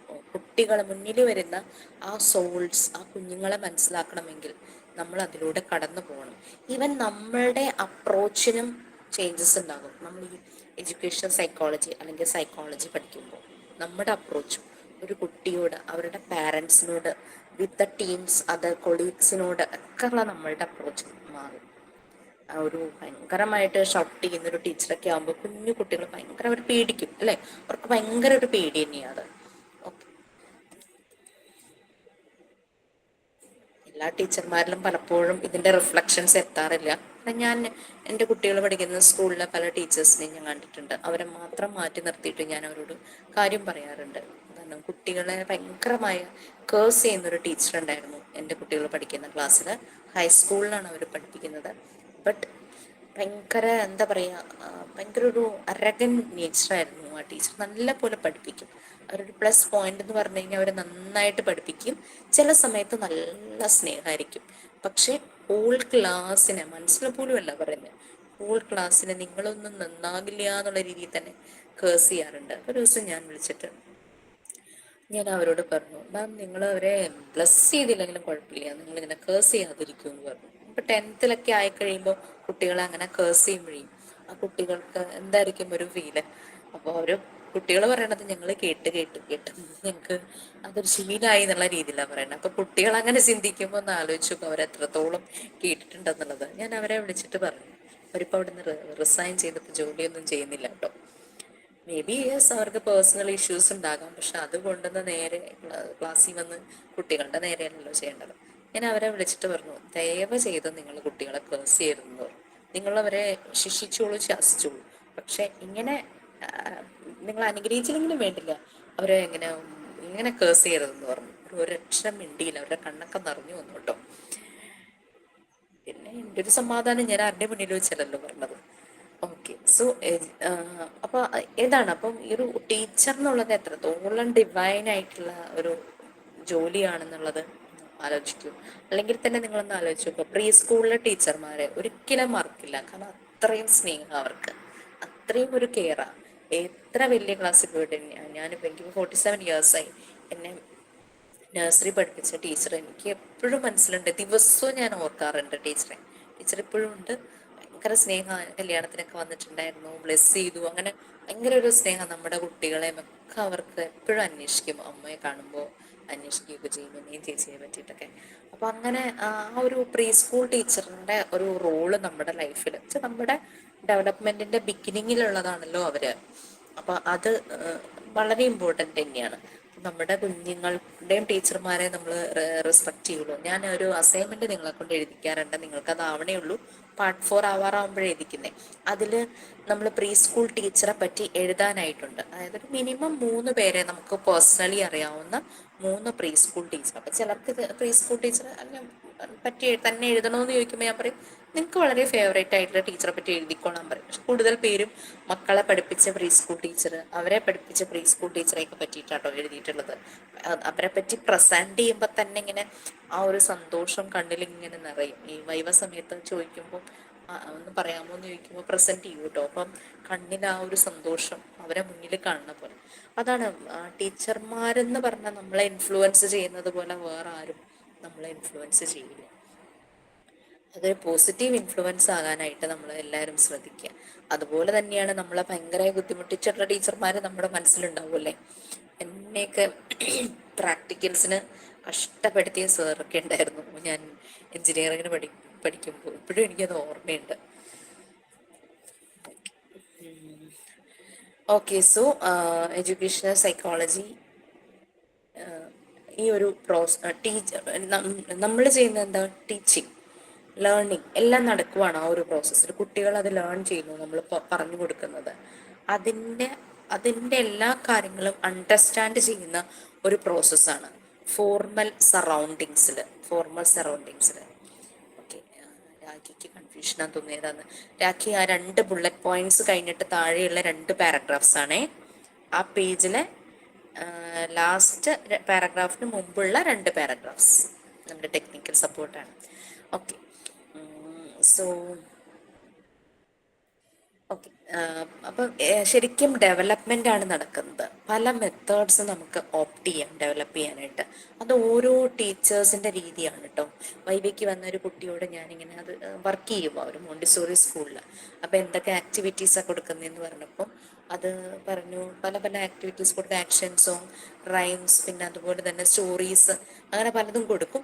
അപ്പോൾ ഞാൻ പറഞ്ഞു, കുട്ടികൾക്ക് സ്റ്റോറി നറേറ്റ് ചെയ്യുന്ന പോലെ ഒന്ന് പറഞ്ഞു കൊടുക്കാമെന്ന് ചോദിച്ചു. അപ്പൊ പറഞ്ഞ കഥ നമ്മൾ കേട്ട് പഴകിയ കഥ തന്നെയാണ്, പക്ഷെ ആ കുട്ടിയുടെ പ്രസന്റേഷനാണ് അതിൽ ഭയങ്കര ഹൈലൈറ്റ് ആയിട്ട് പറയേണ്ടത് കേട്ടോ. നന്നായി പ്രസന്റ് ചെയ്തു. അപ്പം മറ്റേ കാക്ക തേഴ്സ്റ്റി ക്രൂ ഇല്ലേ, അതാണ് പറഞ്ഞു തുടങ്ങുന്നത്. അപ്പോൾ ഇങ്ങനെ പറഞ്ഞപ്പോൾ ഇതിൻ്റെ ഇടയിലൂടെ കുട്ടികളോട് ക്വസ്റ്റ്യൻ ചോദിക്കും. കാക്കയുടെ നിറം എന്താണ്, കാക്ക എങ്ങനെയാണ് കരയുന്നത്, അങ്ങനെ ഇങ്ങനെയൊക്കെ പറഞ്ഞിട്ട് കാക്കയുടെ ബീക്ക് എങ്ങനെയാണ്, കാക്ക എവിടെയാണ് കൂടുണ്ടാക്കുന്നത്, അങ്ങനെ ഇങ്ങനെ പറഞ്ഞ് കുറേ കാക്ക എന്താണ് ചെയ്യുന്നത് ദിവസം, അങ്ങനെ കുറേ ക്വസ്റ്റ്യൻസ് അതിൻ്റെ ഇടയിൽ കൂടെ വരുന്നത്. അപ്പോൾ കുട്ടികൾ അത് തിരിച്ച് ആൻസർ ചെയ്യും. അങ്ങനെയാണ് കഥ പറഞ്ഞു കൊടുക്കുന്നതെന്ന് പറഞ്ഞു. അപ്പൊ അതൊരു different way of learning process ആണല്ലേ. ഒരു നോളജ്, ആ ഒരു ബേർഡിനെ കുറിച്ചുള്ള എല്ലാ കാര്യങ്ങളും, ആ ഒരു നോളജ് കുട്ടികൾക്കൊരു കഥയിലൂടെ പറഞ്ഞു കൊടുക്കുന്നു. അതാണ് ആ കുട്ടി ചെയ്തത്. ഓക്കെ. ഇനി ഒരു ടീച്ചർക്ക് മനസ്സിലാകും അല്ലെ, മുന്നിൽ വരുന്ന കുട്ടികൾക്ക് educational psychology helps a teacher to understand the സ്റ്റുഡൻസിനെ മനസ്സിലാകുന്നു. അതുപോലെ തന്നെ അവരുടെ എബിലിറ്റി, ഓരോ കുട്ടികൾക്കും ഓരോ പൊട്ടൻഷ്യൽ ആയിരിക്കും. ആ ഒരു പൊട്ടൻഷ്യൽ ഇംപ്രൂവ് ചെയ്യാനായിട്ട് ഹെൽപ്പ് ചെയ്യുന്നു അല്ലെ. അതാണ് എഡ്യൂക്കേഷൻ സൈക്കോളജി ചെയ്യുന്നത്. നിങ്ങളുടെ എല്ലാവരുടെയും കയ്യിൽ ടെക്സ്റ്റ് അല്ലെങ്കിൽ ഈ നോട്ട്സ് ഒക്കെ ഇല്ലേ, നോട്ട്സ് കയ്യിലുണ്ടല്ലോ. ഉണ്ട് മാം. Yes ma'am. കാരണം ചിലപ്പോൾ രാഖിക്ക് കേൾക്കാൻ പറ്റിയിട്ടുണ്ടാവില്ല ഈ ഒരു പേജ് ഏതാന്നുള്ളത്. ഫസ്റ്റ് പേജ് തന്നെയാണ്, ലാസ്റ്റ് പാരഗ്രാഫിന് മുമ്പുള്ളതാണ്. ഓക്കെ. അപ്പോൾ എഡ്യൂക്കേഷൻ സൈക്കോളജിയുടെ സ്റ്റഡി ഓഫ് മെമ്മറി, പലപ്പോഴും ചില കാര്യങ്ങൾ നമ്മൾ മെമ്മറൈസ് ചെയ്യേണ്ടതായിട്ട് വരും. പിന്നെ തിയറി വരും, അതുപോലെ തന്നെ തിയറട്ടിക്കൽ പ്രോസസ്സിലൂടെ കടന്നു പോകും. പിന്നെ ഇൻഡിവിജ്വൽ ഡിഫറൻസ്, ഓരോ ഇൻഡിവിജ്വലിനും ഡിഫറെൻ്റ് ഉണ്ട്, അതും മനസ്സിലാക്കേണ്ടതായിട്ടുണ്ട്. പിന്നെ ലേണിംഗ് പ്രോസസ്സിന് പല സ്ട്രാറ്റജീസ് എടുക്കേണ്ടതായിട്ട് വരും. അപ്പോൾ ആ കുട്ടി ഒരു ബേർഡിനെ പറ്റി പറഞ്ഞു കൊടുക്കാനായിട്ട് ഒരു കഥയിലൂടെ പറഞ്ഞു കൊടുത്തു അല്ലെ. പലപ്പോഴും മോറൽ സയൻസ് എന്ന് പറഞ്ഞിട്ടൊരു സബ്ജക്റ്റ് ചില സ്കൂളുകളിൽ അവരുടെ പല സബ്ജക്റ്റുകളുടെ കൂടെയുണ്ട്. കുഞ്ഞുങ്ങളിലേക്ക് പലതും, അതായത് ഇവർക്ക് എന്താ പറയുക, അബ്സ്ട്രാക്റ്റ് ഐഡിയാസ് ചെറിയ പ്രായത്തിൽ വരില്ലല്ലോ. നീ സത്യം പറയണം, കള്ളം പറയരുത്, സത്യസന്ധനായിരിക്കണം, അങ്ങനെയൊന്നും പറഞ്ഞു കഴിഞ്ഞാൽ പെട്ടെന്ന് ഇവർക്ക് മനസ്സിലാവില്ല. അപ്പം അബ്സ്ട്രാക്റ്റ് ഐഡിയാസ്, അതായത് അസ്യൂം ചെയ്ത് കാര്യങ്ങൾ മനസ്സിലാക്കാനും അങ്ങനത്തെ ഒരു ഇത് കുഞ്ഞു കുട്ടികൾക്ക് മക്കൾക്കായിട്ടുണ്ടാവില്ല. അവരൊരു ഏജ് ആകുമ്പോഴാണ് അവർക്ക് അബ്സ്ട്രാക്റ്റ് ഐഡിയാസ് വരുന്നത് അല്ലേ. അപ്പൊ അവർക്കെല്ലാം കോൺക്രീറ്റ് സാധനങ്ങൾ അവരുടെ മുന്നിൽ കണ്ടാൽ മനസ്സിലാകുന്നത്, തൊട്ടാൽ മനസ്സിലാകുന്നതൊക്കെ അവർക്ക് മനസ്സിലാവുള്ളൂ. ചൂട് തണുപ്പെന്നൊക്കെ text book page number blank ആണോ, പ്രിന്റ് ചെയ്തപ്പം പറ്റിപ്പോയതായിരിക്കാം. Okay, so yes. അങ്ങനെയുള്ള അബ്സ്ട്രാക്റ്റ് ഐഡിയാസ് ഒന്നും കുഞ്ഞു കുട്ടികൾക്ക് വരില്ല. അപ്പൊ അവരിലേക്ക് ഇതുപോലെ എന്താ പറയുക, പങ്ക്ച്വൽ ആയിരിക്കണം, ഓണസ്റ്റി, അതിൻ്റെയൊക്കെ ഇമ്പോർട്ടൻസ് പറഞ്ഞു കൊടുക്കാൻ നമുക്ക് കഥകൾ തന്നെ ഒരു മാർഗം. അതിലൂടെ മോറൽ വാല്യൂസ് അവരിലേക്ക് വരണം അല്ലേ. അല്ലാതെ നീ അങ്ങനെ ചെയ്യരുത്, ഇങ്ങനെ ചെയ്യരുതെന്ന് പറഞ്ഞാൽ കുഞ്ഞു മക്കൾക്ക് അത് പെട്ടെന്ന് പിടികിട്ടില്ല. പക്ഷെ കുറച്ചൊരു ഏജ് ആവുമ്പോഴേക്കും ഇവരെ അസംഷൻസ് അസ്യൂം ചെയ്യാനുള്ള, ഊഹിച്ച് കാര്യങ്ങൾ മനസ്സിലാക്കും. സംഭവം മുന്നിലില്ലെങ്കിലും yes it is like thought. Screenshot എടുത്ത് വെക്കുക. Okay fine. അപ്പൊ ഇതാണ് ഈ എഡ്യൂക്കേഷണൽ പ്രോസസ്സിൽ നടക്കുന്നത്. പല സ്ട്രാറ്റജീസ് യൂസ് ചെയ്യും. ഓരോ ഏജ് കഴിയും തോറും പഠിപ്പിക്കുന്ന രീതികളും മാറി വരുമല്ലോ. സ്മാർട്ട് ക്ലാസ് റൂംസ് യൂസ് ചെയ്യാൻ തുടങ്ങും. അങ്ങനെ പല കാര്യങ്ങളും മാറി മാറി വരും. അപ്പൊ എഡ്യൂക്കേറ്റേഴ്സ് ഈ ലേണിംഗ് മെത്തേഡ്സും ടീച്ചിങ് മെത്തേഡ്സും എല്ലാം ചേഞ്ച് ചെയ്യും എൻവിയോൺമെന്റ് അനുസരിച്ച്. മാക്സിമം കുട്ടികൾ അതിൽ ഇൻവോൾവ് ആകാൻ വേണ്ടിയിട്ട്. സാധാരണ രീതിയിൽ ഒരു ബോറിംഗ് ക്ലാസ് ആയിട്ട് പോവുകയാണെങ്കിൽ പലരും ശ്രദ്ധിക്കില്ല. ക്ലാസ്സിലിരിക്കുന്നുണ്ട്, ഫിസിക്കലി അവര് ക്ലാസ്സിൽ പ്രസന്റ് ആണെന്നേ ഉള്ളൂ, അവരുടെ മനസ്സ് വേറെ പലയിടത്തായിരിക്കും. അപ്പൊ കുട്ടികളെ ഇൻവോൾവ് ചെയ്യിക്കുന്നതിനനുസരിച്ച് ആണ് ആ രീതിയിലുള്ള സ്ട്രാറ്റജീസ് എടുക്കണം. മിക്ക കുട്ടികൾക്കും മാത്സ് ചിലപ്പോൾ പേടിയുള്ള കുട്ടികളുണ്ടായിരിക്കും. അപ്പൊ ചില അമ്മമാര് പറയണേക്കാം, ആ ടീച്ചർ മാറി പുതിയ ടീച്ചർ വന്നപ്പോഴേക്കും അവന് മാത്സ് ഭയങ്കര ഇഷ്ടമാണ്. അപ്പൊ അവിടെ ശരിക്കും ആ സബ്ജക്റ്റിന്റെ അല്ല പ്രശ്നം, ടീച്ചറിന്റെ ഒരു അപ്രോച്ചാണ് ആ കുട്ടിയിൽ ചേഞ്ചസ് വന്നത് അല്ലെ. അവനപ്പോ അതിനെ സ്നേഹിക്കാൻ തുടങ്ങി, അപ്പൊ അത് അവൻ ചെയ്യാൻ തുടങ്ങി. അങ്ങനെ ഓക്കെ, ആ ഫസ്റ്റ് പേജിലെ ലാസ്റ്റ് പാരഗ്രാഫ്, അതും ആ ഒരു പോർഷൻ നെക്സ്റ്റ് പേജിലേക്കും കൂടി ഉണ്ട്, അതൊന്ന് റീഡ് ചെയ്യാമോ? യെസ് മാം, ഞാൻ റീഡ് ചെയ്യാം. മാം, പ്ലീസ് വായിച്ചോ. the educational psychology studies individual differences of students and devises special education programs for the students of exclusive needs. Special educators provide a continuity of service in which students with special needs receive varying degrees of support based on their individual needs. Common special needs include learning disabilities, communication disabilities, emotional and behavioral disorders, physical disabilities, and developmental disabilities. Students with these kinds of special needs are likely to benefit from the additional educational services such as different path to teaching, the use of technology, a specifically suitable teaching area of a resource room. The Montessori method of education itself is a method which helps the especially needed students to a large extent, as it is a method based on individual attention. Okay fine. So educational psychologist എന്ന് പറയുന്ന teachers ആണ് കേട്ടോ. കാരണം educational psychology apply ചെയ്തു educational സെറ്റിങ്സിൽ, so അത് follow ചെയ്യുന്നത് ടീച്ചേഴ്സാണ്. അവർ individual differences പഠിക്കുന്നു കുട്ടികളുടെ. ഈ കുട്ടികളെ ആക്റ്റീവായിട്ടിരിക്കുന്നത് സ്കൂളിലാണ് വീട്ടിലേക്കാളും. ഇപ്പോൾ ഒരു കുഞ്ഞിനുണ്ടാകുന്ന ഒരു ഡിഫറൻസ് അല്ലെങ്കിൽ അവനിലുണ്ടാകുന്ന ഒരു ചേഞ്ചസ് പെട്ടെന്ന് മനസ്സിലാക്കുന്നത് ആ ഒരു ടീച്ചർക്കായിരിക്കും. കുട്ടികളുടെ ഓരോ സ്റ്റുഡൻസിൻ്റെയും പ്രത്യേകം അവർ മനസ്സിലാക്കുന്നു. അപ്പോൾ അങ്ങനെ സ്പെഷ്യൽ നീഡ്സ് വേണ്ടുന്ന കുട്ടികളുണ്ടെങ്കിൽ അതിന് വേണ്ടിയിട്ട് അവർ special education programs, remedial teaching ഒക്കെ പ്രൊവൈഡ് ചെയ്യും. സ്പെഷ്യൽ എഡ്യൂക്കേറ്റേഴ്സ് അവരൊരു കണ്ടിന്യൂസ് ആയിട്ടുള്ള സർവീസാണ് പ്രൊവൈഡ് ചെയ്യുന്നത്. ഞാനൊരു ഇൻ്റർവെൻഷൻ നടക്കുന്ന സ്കൂളിലെ കുട്ടികൾക്ക് ലിംഗ്വിസ്റ്റിക് പ്രോബ്ലം ആയിരുന്നു ഏറ്റവും അധികം ഫേസ് ചെയ്തത്. അവർക്ക് ഈവൻ നയൻത്തിലാണെങ്കിൽ പോലും ആ കുട്ടികൾ യൂസ് ചെയ്യുന്നത് പലപ്പോഴും മംഗ്ലീഷാണ്. ചാറ്റ് ലാംഗ്വേജ് ആണ് അവർക്ക് ഏറ്റവും ഒരു കംഫർട്ടബിൾ ആയിട്ടുള്ളത്. അപ്പോൾ ഈ കുട്ടികളെ നല്ല പോലെ ലാംഗ്വേജ്, മലയാളം ആണെങ്കിലും ഇംഗ്ലീഷ് ആണെങ്കിലും ഹിന്ദി ആണെങ്കിലും അവർക്ക് ട്രെയിനിങ് കൊടുക്കുക എന്നുള്ളതായിരുന്നു ഫസ്റ്റ് ഒരു സ്റ്റെപ്പ്. ആ ഒരു ചലഞ്ചായിരുന്നു ആദ്യം വന്നത്. അതിനൊരു സ്പെഷ്യൽ എഡ്യൂക്കേറ്ററെയാണ് കൊണ്ടുവന്നത്. വളരെ ഭംഗിയായിട്ടാണ് ആ ഒരു കാര്യം ചെയ്തത്. നല്ല രസമുണ്ടായിരുന്നു അത്. അവർ ആ കുട്ടികളുടെ ഏജ് അപ്രോപ്രിയേറ്റ് ആയിട്ടൊരു സിറ്റുവേഷൻ കൊണ്ടുവന്ന് അതിൽ കൂടെ ആ കുഞ്ഞുങ്ങളെ കാര്യങ്ങൾ മനസ്സിലാക്കിക്കുകയായിരുന്നു. അത് നല്ല രസമുണ്ടായിരുന്നു. പിള്ളേർ ഭയങ്കര ഇൻട്രസ്റ്റഡ് ആയി. ഓക്കെ, അപ്പോൾ ആ ഒരു സ്പെഷ്യൽ അത് നമ്മൾ കണ്ടിന്യൂസ് പ്രോഗ്രാം പോലെ നടത്തുമായിരുന്നു. ബ്രേക്ക് ഒന്നും കൊടുക്കാതെ കണ്ടിന്യൂസ് പ്രോഗ്രാം പോലെ നടത്തുമായിരുന്നു. അപ്പോൾ അവരൊരു കണ്ടിന്യൂസ് ആയിട്ട് ഒരു സർവീസ് ആയിരിക്കണം നടത്തേണ്ടത്.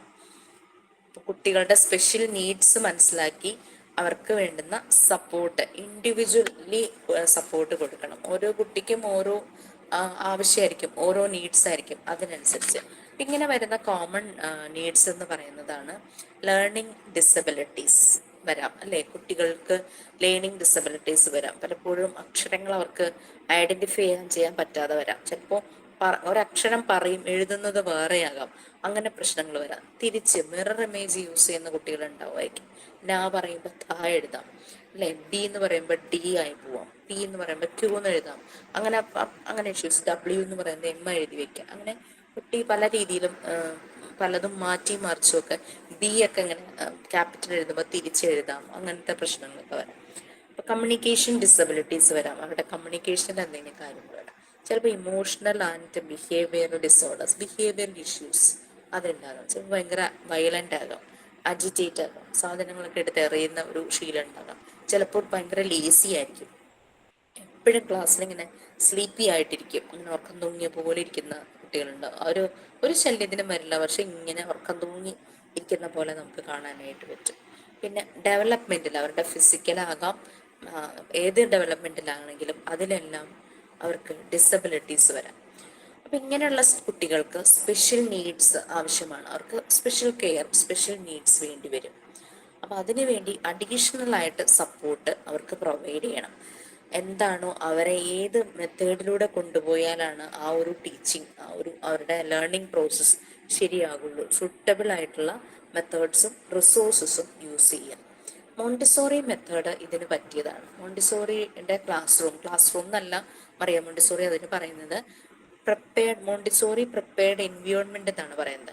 കുട്ടികൾക്കനുസരിച്ച് ആ എൻവിയോൺമെന്റിൽ ചേഞ്ചസ് വരുത്തുന്നു, മോഡിഫിക്കേഷൻസ് വരുത്തുന്നു, ഓരോ കുട്ടിക്കും അനുസരിച്ച്. നമ്മുടെ സാധാരണ സ്കൂളിലെ ക്ലാസ് റൂം അങ്ങനെയാണോ? അല്ലല്ലോ. KG സെഷനിൽ മാത്രം ചൈൽഡ് ഫ്രണ്ട്ലി ആയിട്ടുള്ള ഫർണിച്ചേഴ്സ് ആണ് യൂസ് ചെയ്യുന്നത്, അല്ലെ? അത് കുട്ടികളുടെ സീറ്റിംഗ് അറേഞ്ച്മെന്റും കാര്യങ്ങളും മാത്രം അങ്ങനെ പോകുന്നു. ബട്ട് ബാക്കിയെല്ലാം എല്ലാവർക്കും കോമൺ തന്നെയാണ്, അല്ലെ? ഇപ്പൊ മോണ്ടിസോറി മെത്തേഡ് ആ രീതിയിലുള്ള ഒരു സ്പെഷ്യൽ എഡ്യൂക്കേഷനാണ്. നീഡഡ് സ്റ്റുഡൻസിനെ ഹെൽപ്പ് ചെയ്യുന്നു ഒരു ലാർജ് എക്സ്റ്റെൻറ്റ് വരെ. ഓക്കെ, ഇതാണ് നമ്മൾ എഡ്യൂക്കേഷൻ സൈക്കോളജിയുടെ നല്ലൊരു ആപ്ലിക്കേഷൻ വരുന്ന ഒരു മെത്തേഡാണ് മോണ്ടിസോറി മെത്തേഡ് എന്ന് പറയുന്നത്. നീഡഡ് ആയിട്ടുള്ള കുട്ടികളെ വളരെയധികം പ്രൊമോട്ട് ചെയ്യുന്ന, സപ്പോർട്ട് ചെയ്യുന്ന ഒരു രീതി. ഇനി എഡ്യൂക്കേഷൻ സൈക്കോളജിയുടെ നേച്ചർ നമ്മൾ പറഞ്ഞു, ഇതൊരു അപ്ലൈഡ് സയൻസ് ആണ്, അല്ലെ? സൈക്കോളജിയുടെ ഒരു അപ്ലൈഡ് ബ്രാഞ്ചാണ് എഡ്യൂക്കേഷൻ സൈക്കോളജി എന്ന് പറയുന്നത്. ഇതിനെ മെയിനായിട്ടും 5 കീ ഫാക്ടേഴ്സ് ഉണ്ട്. 2 ഓൾറെഡി നമ്മൾ പറഞ്ഞു. ഏതായിരുന്നു? Human behaviour and education. Okay, അതിന്റെ റെഫറൻസ്, അല്ലെ? എഡ്യൂക്കേഷൻ സൈക്കോളജി മെയിൻലി റെഫർ ചെയ്യുന്ന അതാണെന്ന് നമ്മൾ പറഞ്ഞു. അതുകൂടാതെ എഡ്യൂക്കേഷണൽ സൈക്കോളജി എഡ്യൂക്കേഷണൽ സെറ്റിങ്സിലെ ആപ്ലിക്കേഷൻ ആണെന്ന് പറഞ്ഞു, അല്ലെ? ഒരു എഡ്യൂക്കേഷണൽ സിസ്റ്റത്തിൽ വരുന്ന ആപ്ലിക്കേഷനാണ് എഡ്യൂക്കേഷൻ സൈക്കോളജി. അപ്പൊ ഇത് കടന്നു പോകുന്നത് ആരെല്ലാം കൂടിയാണ്? Teachers and students. Teachers and students. Learner learner അല്ലെങ്കിൽ സ്റ്റുഡൻസ് അല്ലെങ്കിൽ പ്യൂപ്പിൾ, ടീച്ചർ അല്ലെങ്കിൽ ഫെസിലിറ്റേറ്റർ. ഓക്കെ, അപ്പൊ ലേണർ വരുന്നുണ്ട്. ഇനി ഈ ലേണറും ഈ ഫെസിലിറ്റേറ്റർ അല്ലെങ്കിൽ ടീച്ചറും കൂടെ കണ്ടുമുട്ടുന്ന പ്ലേസ് ഏതാണ്? സ്കൂൾ ക്ലാസ് ക്ലാസ് മുറിയില് ക്ലാസ് മുറിയിൽ അല്ലെ? ദാറ്റ് ഇസ് ലേണിംഗ് സിറ്റുവേഷൻ അല്ലെങ്കിൽ ലേണിംഗ് എൻവയോൺമെന്റ് അല്ലെ? അപ്പൊ നമ്മളുടെ ലേണിംഗ് സിറ്റുവേഷൻ, ലേണിംഗ് എൻവയോൺമെന്റ് എന്ന് പറയുന്നത് ഗൂഗിൾ മീറ്റ് എന്നുള്ള ഒരു ഓൺലൈൻ പ്ലാറ്റ്ഫോം ആണ് അല്ലെ? Yes ma'am. അപ്പൊ ആ ഒരു ലേണിംഗ് സിറ്റുവേഷൻ ഓർ ലേണിംഗ് എൻവയോൺമെന്റിലാണ് ആ ഒരു ടീച്ചറും കുട്ടികളും കൂടെ തമ്മിൽ ഇന്ററാക്ട് ചെയ്യുന്നത്. ഓക്കെ, ആ ലേണിംഗ് എൻവയോൺമെന്റിൽ എന്താണ് നടക്കുന്നത്? കമ്മ്യൂണിക്കേഷൻ, ഇന്ററാക്ഷൻ, ഡിസ്കഷൻ അല്ലെ? നമുക്ക് അതിനെ എല്ലാം കൂടി ചേർത്തിട്ട് നമുക്ക് അതൊരു പഠന രീതി നടക്കുവാണ്. ഇതിലെല്ലാം കൂടെ കുട്ടികൾ ലേൺ ചെയ്യുവാണ് അല്ലെ? സോ ലേണിംഗ് പ്രോസസ് അല്ലെ? ഒരു ലേണിംഗ് പ്രോസസ്സാണ് ആ ഒരു എൻവയോൺമെന്റിൽ നടക്കുന്നത്. ലേണിംഗ് പ്രോസസ്സ് നടക്കുന്നു. ഈ ലേണിംഗ് പ്രോസസ്സിൽ നിന്ന് എന്താണ് ഇവർക്ക് കിട്ടുന്നത്? ടീച്ചറിൽ നിന്ന് നോളജ് കുട്ടികളിലേക്ക് പകർന്നു കൊടുക്കുന്നു. നോളജ് പകർന്നു കൊടുക്കുന്നു അല്ലെ? ടീച്ചർക്കും തിരിച്ചു കിട്ടുന്നില്ലേ? എനിക്കിപ്പോ നിങ്ങളുടെ അടുത്ത് നിന്ന് കുറെ കാര്യങ്ങൾ ഞാൻ മനസ്സിലാക്കുന്നുണ്ട്. ഉണ്ട് മാം, ഉണ്ട്. അപ്പൊ രണ്ടു പേരും അവിടെ ആ ഒരു ഫ്രൂട്ട്സ് എൻജോയ് ചെയ്യുക. That is they are experiencing, learning experiences ആണ് കിട്ടുന്നത് അല്ലെ? അപ്പോൾ ആ ഒരു എക്സ്പീരിയൻസ് ചെയ്യുക ടീച്ചറും കുട്ടികളും. സോ ലേണിംഗ് എക്സ്പീരിയൻസസ് കിട്ടുന്നു. അപ്പൊ നമ്മളിപ്പോ എത്ര കീ ഫാക്ടേഴ്സ് പറഞ്ഞു? 5. 5 അല്ലെ?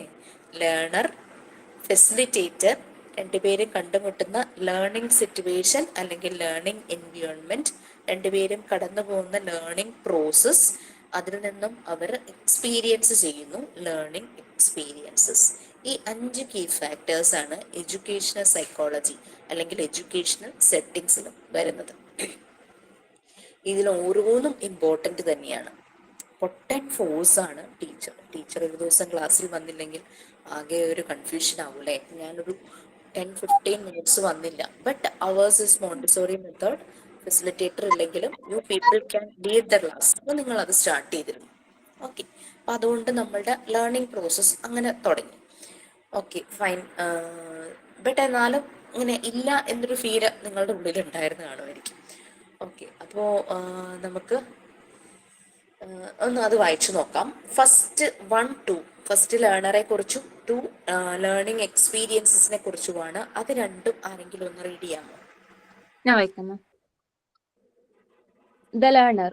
The subject matter of educational psychology is knitted around the learner. Therefore, the need of knowing the learner and the techniques of knowing him well. The topics include the innate abilities and capacities of the individual differences and their measurements, the overt, covert, conscious and well as senseless behavior of the learner, the characteristics of his growth and development and each stage beginning from childhood to adulthood. Second one, the learning experiences. Educational psychology helps in determining what learning experiences are desirable at what stage of the growth and development of the learner, so that these experiences can be acquired with a greater ease and satisfaction. So first one learner വളരെ important ആണ് നമ്മളെ സംബന്ധിച്ച്. നമ്മുടെ കുഞ്ഞുങ്ങൾ എന്ന് തന്നെ പറയാം അല്ലേ? ഏതൊരു ക്ലാസ് ആണെങ്കിലും കേട്ടോ, വലിയ ക്ലാസ്സുകളാണെങ്കിലും കോളേജ് ലെവലാണെങ്കിലും ശരി തന്നെ, റിസർച്ചേഴ്സ് ആണെങ്കിലും ശരി തന്നെ, ലേണർ തന്നെയാണ്. ഓക്കെ, ഈ മെയിനായിട്ട് ഒരു എഡ്യൂക്കേഷൻ സൈക്കോളജിയുടെ ഒരു സബ്ജക്റ്റ് എന്ന് പറയുന്നത് ഈ ഒരു ലേണറിന്. അപ്പോൾ ലേണറുടെ ആവശ്യങ്ങൾ എന്തെല്ലാമാണെന്ന് മനസ്സിലാക്കുക, അയാളെ നല്ല രീതിയിൽ മനസ്സിലാക്കാനുള്ള ടെക്നിക്സ് അല്ലേ? ആ ഒരു ഇൻഡിവിജ്വലിനെ മനസ്സിലാക്കാനുള്ള ഒരു ടെക്നിക്സ് വേണം. ഒരു കുട്ടിയെ കണ്ടു കഴിഞ്ഞാൽ കുട്ടിയുടെ എബിലിറ്റീസ്, കപ്പാസിറ്റീസ്, എന്തെല്ലാം കഴിവുകളുണ്ട്, എന്തെല്ലാം പൊട്ടൻഷ്യലുണ്ട്, പിന്നെ ആളുടെ വ്യത്യാസങ്ങൾ, പിന്നെ ഒരു കാര്യം കൊടുത്തു കഴിഞ്ഞാൽ എത്ര ടൈം എടുക്കും, ആളുടെ ഒരു സ്പീഡ്, റേറ്റ്, പേസ് എന്നൊക്കെ നമ്മൾ പറയില്ലേ, അത് പിന്നെ ഓപ്പൺ അപ്പ് ആവുന്ന കാര്യങ്ങൾ, ക്ലോസ്ഡ് ആവുന്ന കാര്യങ്ങൾ, കോൺഷ്യസ് ആയിട്ടിരിക്കുമ്പോൾ, അതായത് കോൺഷ്യസ് ആയിട്ട് കുട്ടികൾ പെരുമാറും അല്ലെ, നല്ല ബോധത്തോടെ പെരുമാറും, ചില സമയത്ത് സെൻസ്ലെസ് ആയിട്ട് ബിഹേവ് ചെയ്യും. അങ്ങനെ അങ്ങനെ എന്തൊക്കെ ക്യാരക്ടറിസ്റ്റിക്സ് കാണിക്കുന്നു, എന്തൊക്കെ ബിഹേവിയർ കാണിക്കുന്നു, അതെല്ലാം ഈ ആളുടെ കാര്യങ്ങളാണ്. അത് നമുക്ക് മനസ്സിലാക്കാനായിട്ട് പറ്റണം. അപ്പൊ എഡ്യൂക്കേഷൻ സൈക്കോളജി മീൻസ് ഒരു സബ്ജക്ട് മാറ്റർ എന്ന് പറയുന്നത് ലേണർ തന്നെയാണ്. ചൈൽഡ്ഹുഡിൽ തുടങ്ങി അഡൾട്ട്ഹുഡിലേക്കുള്ള ഡെവലപ്മെന്റ്, ഗ്രോത്ത് ആൻഡ് ഡെവലപ്മെന്റ്. വൈവയിലൊരു ട്യൂഷൻ സെന്ററിൽ ട്യൂഷൻ എടുക്കുന്ന ഒരു ടീച്ചർ ഉണ്ടായിരുന്നേ. അപ്പം ടീച്ചറോട് ഞാനിങ്ങനെ വളരെ പേഴ്സണലി അറിയാവുന്ന ഒരു പ്രീ സ്കൂൾ ടീച്ചർ, അല്ലെങ്കിൽ ടീച്ചറെ പറ്റി ഒന്ന് പറയാമോ എന്ന് ചോദിച്ചപ്പോൾ ആ ടീച്ചറുടെ മകനെ ചെറിയ ക്ലാസ്സിൽ, നഴ്സറിയിൽ, പ്രീ സ്കൂൾ KG പഠിപ്പിച്ച ഒരു ടീച്ചറെ പറ്റിയാണ് പറഞ്ഞത്. ഭയങ്കര സന്തോഷത്തോടു കൂടിയും സ്നേഹത്തോടു കൂടിയും പറഞ്ഞു, റെസ്പെക്റ്റോടു കൂടിയും പറഞ്ഞു. ഞാൻ ചോദിച്ചു എന്തുകൊണ്ട് മകൻ നല്ല പ്രായമായി, ഡിഗ്രി ലെവലായിട്ടോ, എന്തുകൊണ്ട് എപ്പോഴും ഇങ്ങനെ ഓർക്കുന്നതെന്ന് ചോദിച്ചപ്പോഴാണ് പറയുന്നത്, എൻ്റെ മകൻ നല്ല പോലെ വരയ്ക്കുമെന്ന് ഞങ്ങൾ മനസ്സിലാക്കിയത് ആ ടീച്ചറിൽ നിന്നാണ്. പാരൻസിന് മനസ്സിലായില്ല കുട്ടിക്ക് വരയ്ക്കാനുള്ള കഴിവുണ്ടെന്ന്. ആ ടീച്ചറാണ് ഞങ്ങളെ മനസ്സിലാക്കി തന്നത് അവൻ നന്നായിട്ട് വരയ്ക്കും എന്നുള്ളത്. അങ്ങനെ അവനെ ഡ്രോയിങ്ങിലേക്ക് വിടുമെന്ന് പറഞ്ഞു. അങ്ങനെ അവൻ ഭയങ്കര ആർട്ടിസ്റ്റാണ് ഇപ്പോൾ. അപ്പൊ അതവര് ഭയങ്കര സന്തോഷത്തോടു കൂടി പറയുമായിരുന്നു. അവരുടെ കണ്ണിൽ ആ സന്തോഷം ഇങ്ങനെ നിറഞ്ഞു വരികയായിരുന്നു. ആ പ്രീ സ്കൂൾ ടീച്ചർ ചെയ്ത ഒരു ആക്ടിവിറ്റിയാണ്, ആ മോനെ വരയ്ക്കാൻ പറ്റുമോന്ന് ചെയ്യിപ്പിച്ചൊരു ആക്ടിവിറ്റിയാണ്. ഒരു ജനലിന്റെ സൈഡിൽ കൊണ്ടിരുത്തിയിട്ട് കുട്ടിയോട് പുറത്തേക്ക് നോക്കി കാണുന്ന കാഴ്ചകൾ വരയ്ക്കാൻ പറഞ്ഞു. കുഞ്ഞെന്ന് പറയുമ്പോൾ ഒന്ന് ആലോചിച്ചൊക്കെ 4 വയസ്സ് ആയിട്ടേ ഉള്ളൂ. അവൻ ആ ജനലിലൂടെ പുറത്തേക്ക് നോക്കുമ്പോൾ ഈ ജനലിന്റെ അഴികളും ഇവൻ കാണുന്നുണ്ട് അല്ലെ. ഇവൻ വരച്ചപ്പോ ആ ജനലിന്റെ അഴികൾ ഒരു ഷെയ്ഡ് പോലെ വന്നു. അങ്ങനെ ഈ ടീച്ചർ പാരൻസിനോട് പറയുകയാണ്, ഇവന് നല്ലപോലെ വരയ്ക്കാനുള്ള കഴിവുണ്ട്, നിങ്ങൾ ഇവനെ ഡ്രോയിങ്ങിന് ചേർക്കും. പാരൻസിന് ഫസ്റ്റ് കൺവിൻസിങ് ആയില്ല എന്ന് പറഞ്ഞു. കാരണം 4 വയസ്സല്ലേ ആയിട്ടുള്ളൂ. അവര് ശ്രദ്ധിച്ചിട്ടുമില്ല കുട്ടി വരയ്ക്കുന്നതായിട്ട്. അങ്ങനെ അവര് ടീച്ചർ പറഞ്ഞപ്പോൾ ടീച്ചർ റെസ്പെക്ട് ചെയ്തതില്ല, അവര് നല്ലൊരു ഡ്രോയിങ് സ്ഥലത്ത് ചേർത്തു. ആ നല്ലപോലെ വരച്ചു, ആ നല്ലൊരു ആർട്ടിസ്റ്റായി മാറി. ഓക്കെ, അപ്പൊ അതാണ് ആ ഒരു പ്രീ സ്കൂൾ ടീച്ചറിന്റെ ഒരു ഇൻഫ്ലുവൻസ്. ആ മുന്നിൽ വന്ന ഓരോ കുട്ടികളെയും അവര് മനസ്സിലാക്കി, അതിനെന്താണ് ആ കുട്ടിക്ക് കഴിവുള്ളതെന്ന് മനസ്സിലാക്കി ഫൈൻഡ് ഔട്ട് ചെയ്ത് അതിലേക്ക് ആ കുട്ടിയെ വഴിതിരിച്ചു വിടുകയാണ് ചെയ്തത്.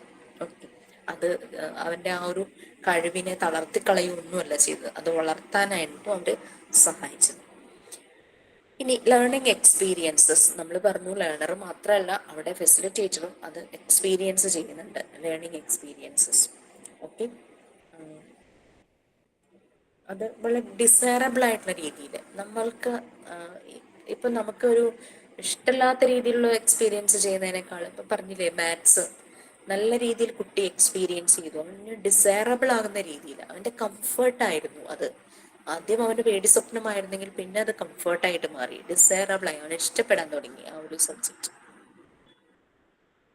ആ ഓരോ ഏജ്, ഓരോ സ്റ്റേജിലും ഗ്രോത്തിന്റെയും ഡെവലപ്മെന്റിന്റെയും ഓരോ സ്റ്റേജിനനുസരിച്ചുള്ള എക്സ്പീരിയൻസസ് കുട്ടികൾക്ക് പ്രൊവൈഡ് ചെയ്യണം അല്ലെ. നമ്മൾ കുഞ്ഞി ക്ലാസ്സിൽ കുട്ടിയോട് വന്നിട്ട് സബ്ട്രാക്ഷൻ ചെയ്യൂ നമ്പർ എന്ന് പറഞ്ഞു കഴിഞ്ഞാൽ കുട്ടിക്ക് മനസ്സിലാവില്ല ഇത് എന്താ സംഭവം. അതേസമയം ഒരു 5 ടോഫീസ് കയ്യിലെടുത്തിട്ട് അതിൽ നിന്ന് 2 ടോഫി മാറ്റിയപ്പോൾ എത്രയാന്ന് വെച്ചാൽ അവന് പെട്ടെന്ന് അത് ആൻസർ ചെയ്യാൻ പറ്റും അല്ലെ. അപ്പൊ അവരുടെ ഏജ് അപ്രോപ്രിയേറ്റ് ആയിട്ടുള്ള ടാസ്കുകൾ നമ്മൾ ചെയ്ത് അവരെ എക്സ്പീരിയൻസ് ചെയ്യിക്കുക. ഇനി പറഞ്ഞു, ആ ഒരു ടൈമിൽ അബ്സ്ട്രാക്ട് തിങ്കിങ് അവർക്ക് അറിയില്ല. മനസ്സിൽ അത് കണക്ക് കൂട്ടാൻ പറഞ്ഞു കഴിഞ്ഞാൽ കുഞ്ഞു മക്കൾക്ക് അതറിയില്ല അല്ലെ. പക്ഷെ കുറെ കൂടെ വലുതാകുമ്പോൾ 5-ൽ നിന്നും, അല്ലെങ്കിൽ കുറച്ചുകൂടെ വലിയ നമ്പർ 90-ൽ നിന്നും 5 കുറഞ്ഞാൽ എത്രയാകും, 5 ടേക്ക് അവേ ചെയ്താൽ എത്രയാകും എന്ന് ചോദിച്ചു കഴിഞ്ഞാൽ കുറച്ചുകൂടെ വലുതായി കഴിയുമ്പോൾ അവർക്ക് അബ്സ്ട്രാക്ട് തിങ്കിങ് വന്നു. അവർ മനസ്സിൽ അത് കാൽക്കുലേറ്റ് ചെയ്യാൻ തുടങ്ങും, കണക്ക് കൂട്ടും അല്ലെ. അതാണ് കുട്ടികളുടെ മുന്നിൽ വരുന്ന അബ്സ്ട്രാക്ട് കോൺക്രീറ്റ് അല്ലെ. അബ്സ്ട്രാക്ട് തോട്ട്സ് അവർക്ക് ഇനീഷ്യലി കിട്ടില്ല. അതേസമയം കോൺക്രീറ്റ് ഐഡിയാസ് ഓക്കെ, അവരുടെ മുന്നിൽ ഒരു സാധനം ഇരിക്കുന്നു, നല്ലൊരു ഐസ് കട്ട, അതിന് തണുപ്പാണ്, അവർക്ക് തൊട്ട് നോക്കുമ്പോൾ മനസ്സിലാവും യെസ് ടു കോൾഡ് എന്നുള്ളത് മനസ്സിലാവും. അപ്പോൾ ആ ഒരു സെൻസിറ്റീവ് പീരീഡാണ് അവരുടെ, സെൻസോറിയൽ ആയിട്ടാണ് അവർ സ്റ്റഡി ചെയ്യുന്നത്. കണ്ട് നോക്കി തൊട്ട് കേട്ട് അങ്ങനെയൊക്കെയാണ് പഠിക്കുന്നത്. അതാണ് മറിയം മോണ്ടിസോറി പറയുന്നത്, കുഞ്ഞുങ്ങൾക്ക് ആ സമയത്ത് കോൺക്രീറ്റ് ഐഡിയാസ് ആണ് കൊടുക്കേണ്ടത്. അങ്ങനെയുള്ള രീതിയിൽ അവരുടെ ലേണിംഗ് പ്രോസസ്സ് പോകണം. അബ്സ്ട്രാക്റ്റ് ഐഡിയാസ് പിന്നീടാണ് അവർക്ക് വരിക, കുറച്ചുകൂടെ വലുതായി കഴിയും. അത് നിങ്ങൾക്ക് മനസ്സിലായിട്ടുണ്ടാവും തോന്നുന്നു. ഓക്കെ, അപ്പം അങ്ങനെ ഈ ഒരു ലേണിംഗ് എക്സ്പീരിയൻസസ് ആ ഒരു ലേണറിൻ്റെ ഗ്രോത്ത് ഡെവലപ്മെൻറ്റിന് ഒക്കെ വരും. അപ്പം ഇങ്ങനെ എക്സ്പീരിയൻസ് ചെയ്യുന്നത് അവർക്ക് വളരെ ഈസി ആയിട്ടും അതിൽ അവർ സാറ്റിസ്ഫൈഡും ആകണം. അതുകൊണ്ട് ഒന്നും മനസ്സിലാകാതെ കാര്യങ്ങൾ എക്സ്പീരിയൻസ് ചെയ്തിട്ട് കാര്യമില്ലല്ലോ. ഒരു ടീച്ചർ നിന്ന് ഭയങ്കര ക്ലാസ് എടുക്കുന്നു, കുട്ടികൾക്കൊന്നും മനസ്സിലാകുന്നില്ല. അപ്പം അവർക്ക് ഈസി ആയിട്ട് വളരെ സിമ്പിളായിട്ട് ക്ലിയർ ആയിട്ട് കാര്യങ്ങൾ മനസ്സിലാക്കണം. അവർ സാറ്റിസ്ഫൈഡ് ആകണം. Yes, it is like that, ഇതെനിക്ക് മനസ്സിലായി എന്നുള്ള രീതിയിൽ അവർ സാറ്റിസ്ഫൈഡ് ആയി മാറും. ഓക്കെ, നെക്സ്റ്റ് നമുക്ക് ലേണിംഗ് സിറ്റുവേഷൻ ഓർ എൻവയോൺമെൻറ്റ്, പിന്നെ ടീച്ചറുമാണ് അല്ലെങ്കിൽ ഫെസിലിറ്റേറ്ററാണ്. ഓക്കെ, അപ്പോൾ അത് ഫോറും അല്ല, അതിന് മുമ്പ് ലേണിംഗ് പ്രോസസ്സ് ഉണ്ടല്ലേ. ഓക്കെ, ലേണിംഗ് പ്രോസസ്സും ലേണിംഗ് എൻവയോൺമെൻറ്റും കൂടെ ആരെങ്കിലും വായിക്കാം? ടീച്ചർ മാത്രമായിട്ട് നമുക്ക് പിന്നെ അത് കഴിഞ്ഞിട്ട് വായിക്കാം. Learning process. Learning process. After knowing the learner and deciding what learning experiences are to be provided, educational psychology moves on to the laws, principles, and theories of learning. Other items in the learning process are remembering and forgetting, perceiving, concept formation, thinking and reasoning, problem solving, transfer of learning, ways and means of efficient learning. Learning situation or environment. Here we deal with the environmental factors and learning situations which come in the middle between the learner and the teacher. Topics like classroom, climate and group dynamic, techniques and aids that facilitate learning and evaluation, techniques and practices, guidance and counseling, etc. for the smooth functioning of the teaching learning process.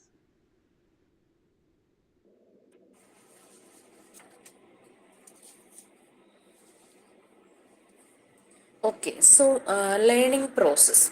Okay, learning പ്രോസസ്സിലൂടെയാണ് learning experiences കിട്ടുന്നത്. അപ്പം നമുക്ക് ആ third point അതിന് മുമ്പ് പറയുവാണെങ്കിൽ കുറച്ചുകൂടെ എളുപ്പമായിരുന്നു. ആ തേർഡിന് ശേഷം 2 വരുന്നത്. നിങ്ങൾക്ക് കാര്യം മനസ്സിലായിരുന്നു. അപ്പോൾ ഈ മുന്നിൽ വരുന്ന കുട്ടിയെ മനസ്സിലാക്കിയിട്ട് വേണം ഏത് രീതിയിലുള്ള ലേണിംഗ് മെത്തേഡ് പ്രൊവൈഡ് ചെയ്യാൻ എന്നുള്ളത് ആ ഒരു ടീച്ചർ അല്ലെങ്കിൽ ഫെസിലിറ്റേറ്റർ മനസ്സിലാക്കണം. അപ്പോൾ എന്താണ് അവർക്ക് പറഞ്ഞു കൊടുക്കേണ്ടത്, അവരുടെ ഏജ്, അവരുടെ ആ ഒരു ആക്സെപ്റ്റ് ചെയ്യാനുള്ള അവരുടെ കപ്പാസിറ്റി, അതിനൊക്കെ അനുസരിച്ച് വേണം നമ്മൾ അവരെ ആ ലേണിംഗ് പ്രോസസ്സിലൂടെ കൊണ്ടുപോകാനായിട്ട്. പിന്നെ ലേണിംഗ് പ്രോസസ്സിൽ പലപ്പോഴും ചില കാര്യങ്ങൾ മെമ്മറൈസ് ചെയ്യേണ്ടതായിട്ട് വരും, ചിലത് വേണ്ടാന്ന് വെക്കേണ്ടതായിട്ട് വരും, ചിലത് അങ്ങനെ ആക്സെപ്റ്റ് ചെയ്യേണ്ടതായിട്ട് വരും, പെർസീവ് ചെയ്യേണ്ടതായിട്ട് വരും, ചിലത് ഒരു കൺസെപ്റ്റ് ഫോം ചെയ്യേണ്ടതായിട്ട് വരും.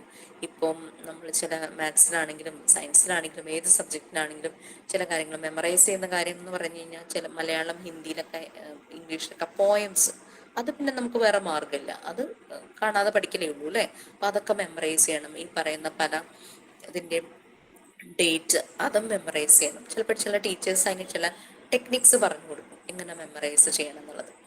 ഓക്കെ, പിന്നെ പലതും ആലോചിച്ച് അത് അനലൈസ് ചെയ്ത് അത് റീസണിങ്, പ്രോബ്ലം സോൾവിങ് ടെക്നിക്സ്, അത് അങ്ങനെയുള്ള കാര്യങ്ങൾ. പിന്നെ ട്രാൻസ്ഫർ ഓഫ് ലേണിംഗ്, പിന്നെ എന്തൊക്കെ എഫിഷ്യൻറ്റ് മെത്തേഡ്, നല്ല എഫിഷ്യൻ്റ് ആയിട്ടുള്ള മെത്തേഡ് ഈ ലേണിംഗ് പ്രോസസ്സിന് വേണ്ടിയിട്ട് സ്വീകരിക്കാം, വേസ്, അതിനുള്ള മാർഗങ്ങൾ, വേസ് ആൻഡ് മീൻസ്, ഇതെല്ലാം ലേണിംഗ് പ്രോസസ്സിൽ വരും.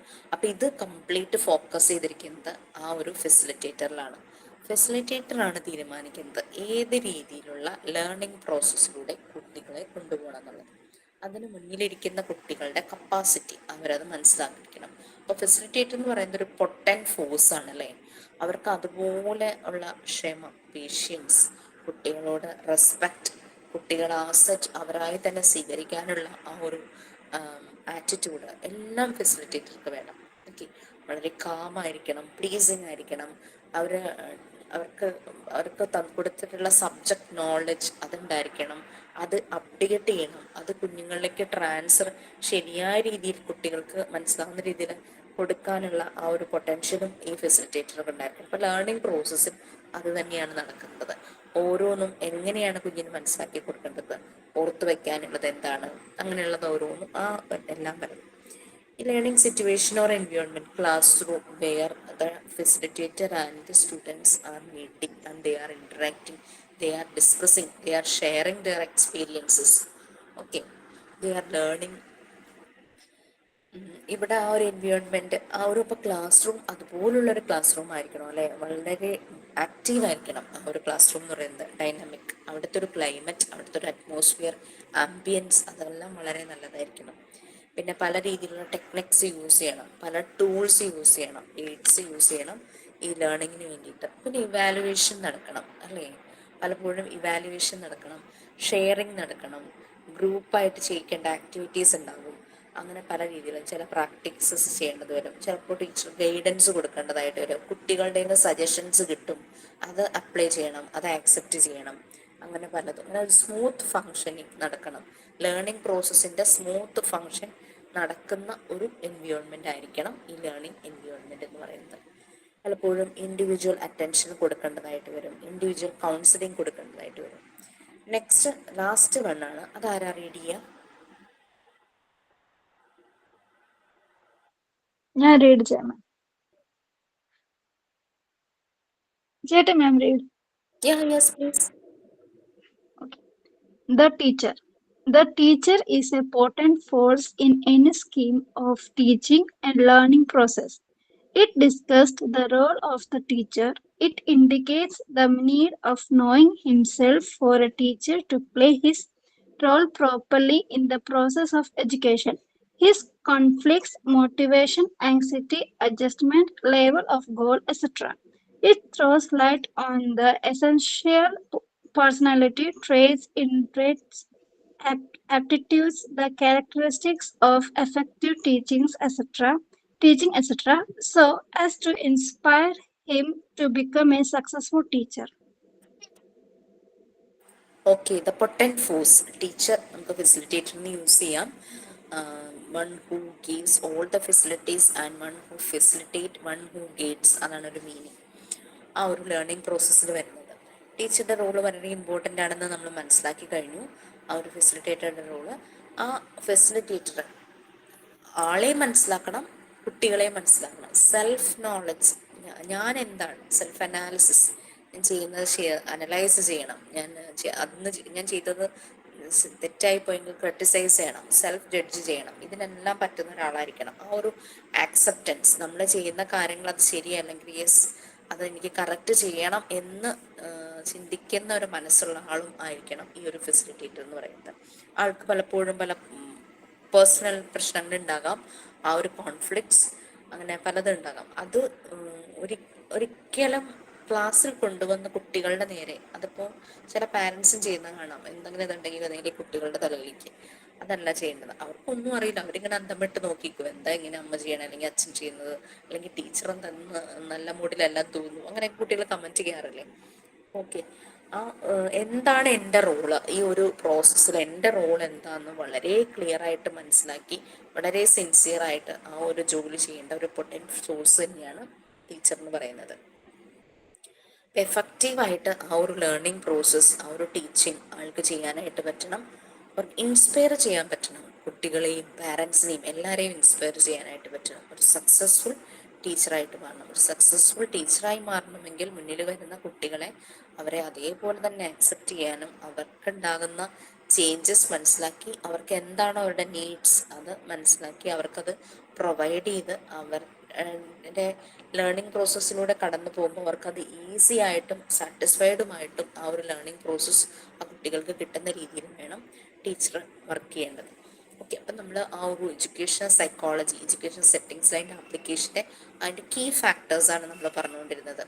ഓക്കെ ഫൈൻ, ഇനി ഇത് ബാക്കി നെക്സ്റ്റ് ക്ലാസ് ചെയ്യാം. പക്ഷെ നിങ്ങൾ ചെയ്യേണ്ട ഒരു കാര്യം എന്താണെന്ന് വെച്ച് കഴിഞ്ഞാൽ ഗൂഗിൾ ചെയ്യാം. എഡ്യൂക്കേഷണൽ സൈക്കോളജിയുടെ ഫാദർ എന്നറിയപ്പെടുന്നത് ആരാണെന്ന് നോക്കുക. അദ്ദേഹത്തെ കുറിച്ചിട്ട് ചെറിയൊരു റൈറ്റപ്സ് റെഡിയാക്കിയിട്ട് വന്നിട്ട് ക്ലാസ്സിലൊന്ന് ഷെയർ ചെയ്യാമോ? നെക്സ്റ്റ് ക്ലാസ്സിൽ ക്ലിയർ ആയോ? എന്തോ ഒന്നുകൂടെ പറയൂ അതൊന്ന്. Father of education psychology, education സൈക്കോളജിയുടെ ഫൗണ്ടർ എന്നൊക്കെ പറഞ്ഞു കഴിഞ്ഞാൽ അതാരാണെന്ന് ഒന്ന് കണ്ടെത്തുക. എന്നിട്ട് അദ്ദേഹം എഡ്യൂക്കേഷൻ സെറ്റിങ്സിൽ എഡ്യൂക്കേഷൻ സൈക്കോളജി ആ ഒരു ഇതില് അദ്ദേഹത്തിന്റെ കോൺട്രിബ്യൂഷൻ എന്താണ്, എന്തുകൊണ്ടാണ് അദ്ദേഹത്തെ എഡ്യൂക്കേഷൻ സൈക്കോളജിയുടെ ഫാദർ എന്ന് വിളിക്കാൻ കാരണം എന്നുള്ളതും കൂടെ ഫൈൻഡ് ഔട്ട് ചെയ്ത് ചെറിയൊരു റൈറ്റപ്സ് അത് നോട്ടിലോട്ട് എഴുതണോ? അത് അതിന് അവര് എഡ്യൂക്കേഷൻ ഫാദർ ആരാന്ന് അവരെ പറ്റിയിട്ട് എഴുതണം. എഴുതിയിട്ട് നിങ്ങൾ ക്ലാസ്സിൽ ഒന്ന് വന്നിട്ട് ഷെയർ ചെയ്യുക. നമ്മുടെ ഒരു ലേണിംഗ് പ്രോസസ് ആവട്ടെ നെക്സ്റ്റ് ക്ലാസ്സിലെ. Okay okay, so sine out ഉണ്ടോ? Yes, ma'am.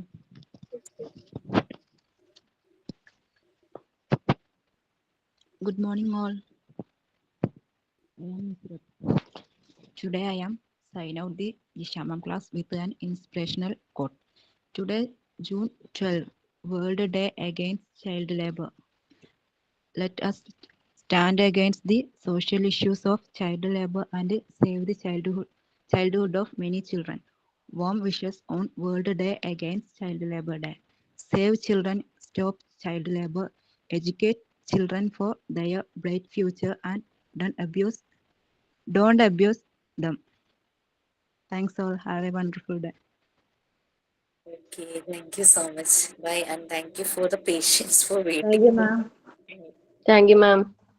Thank you, ma'am. Thank you, ma'am. Thank you, ma'am.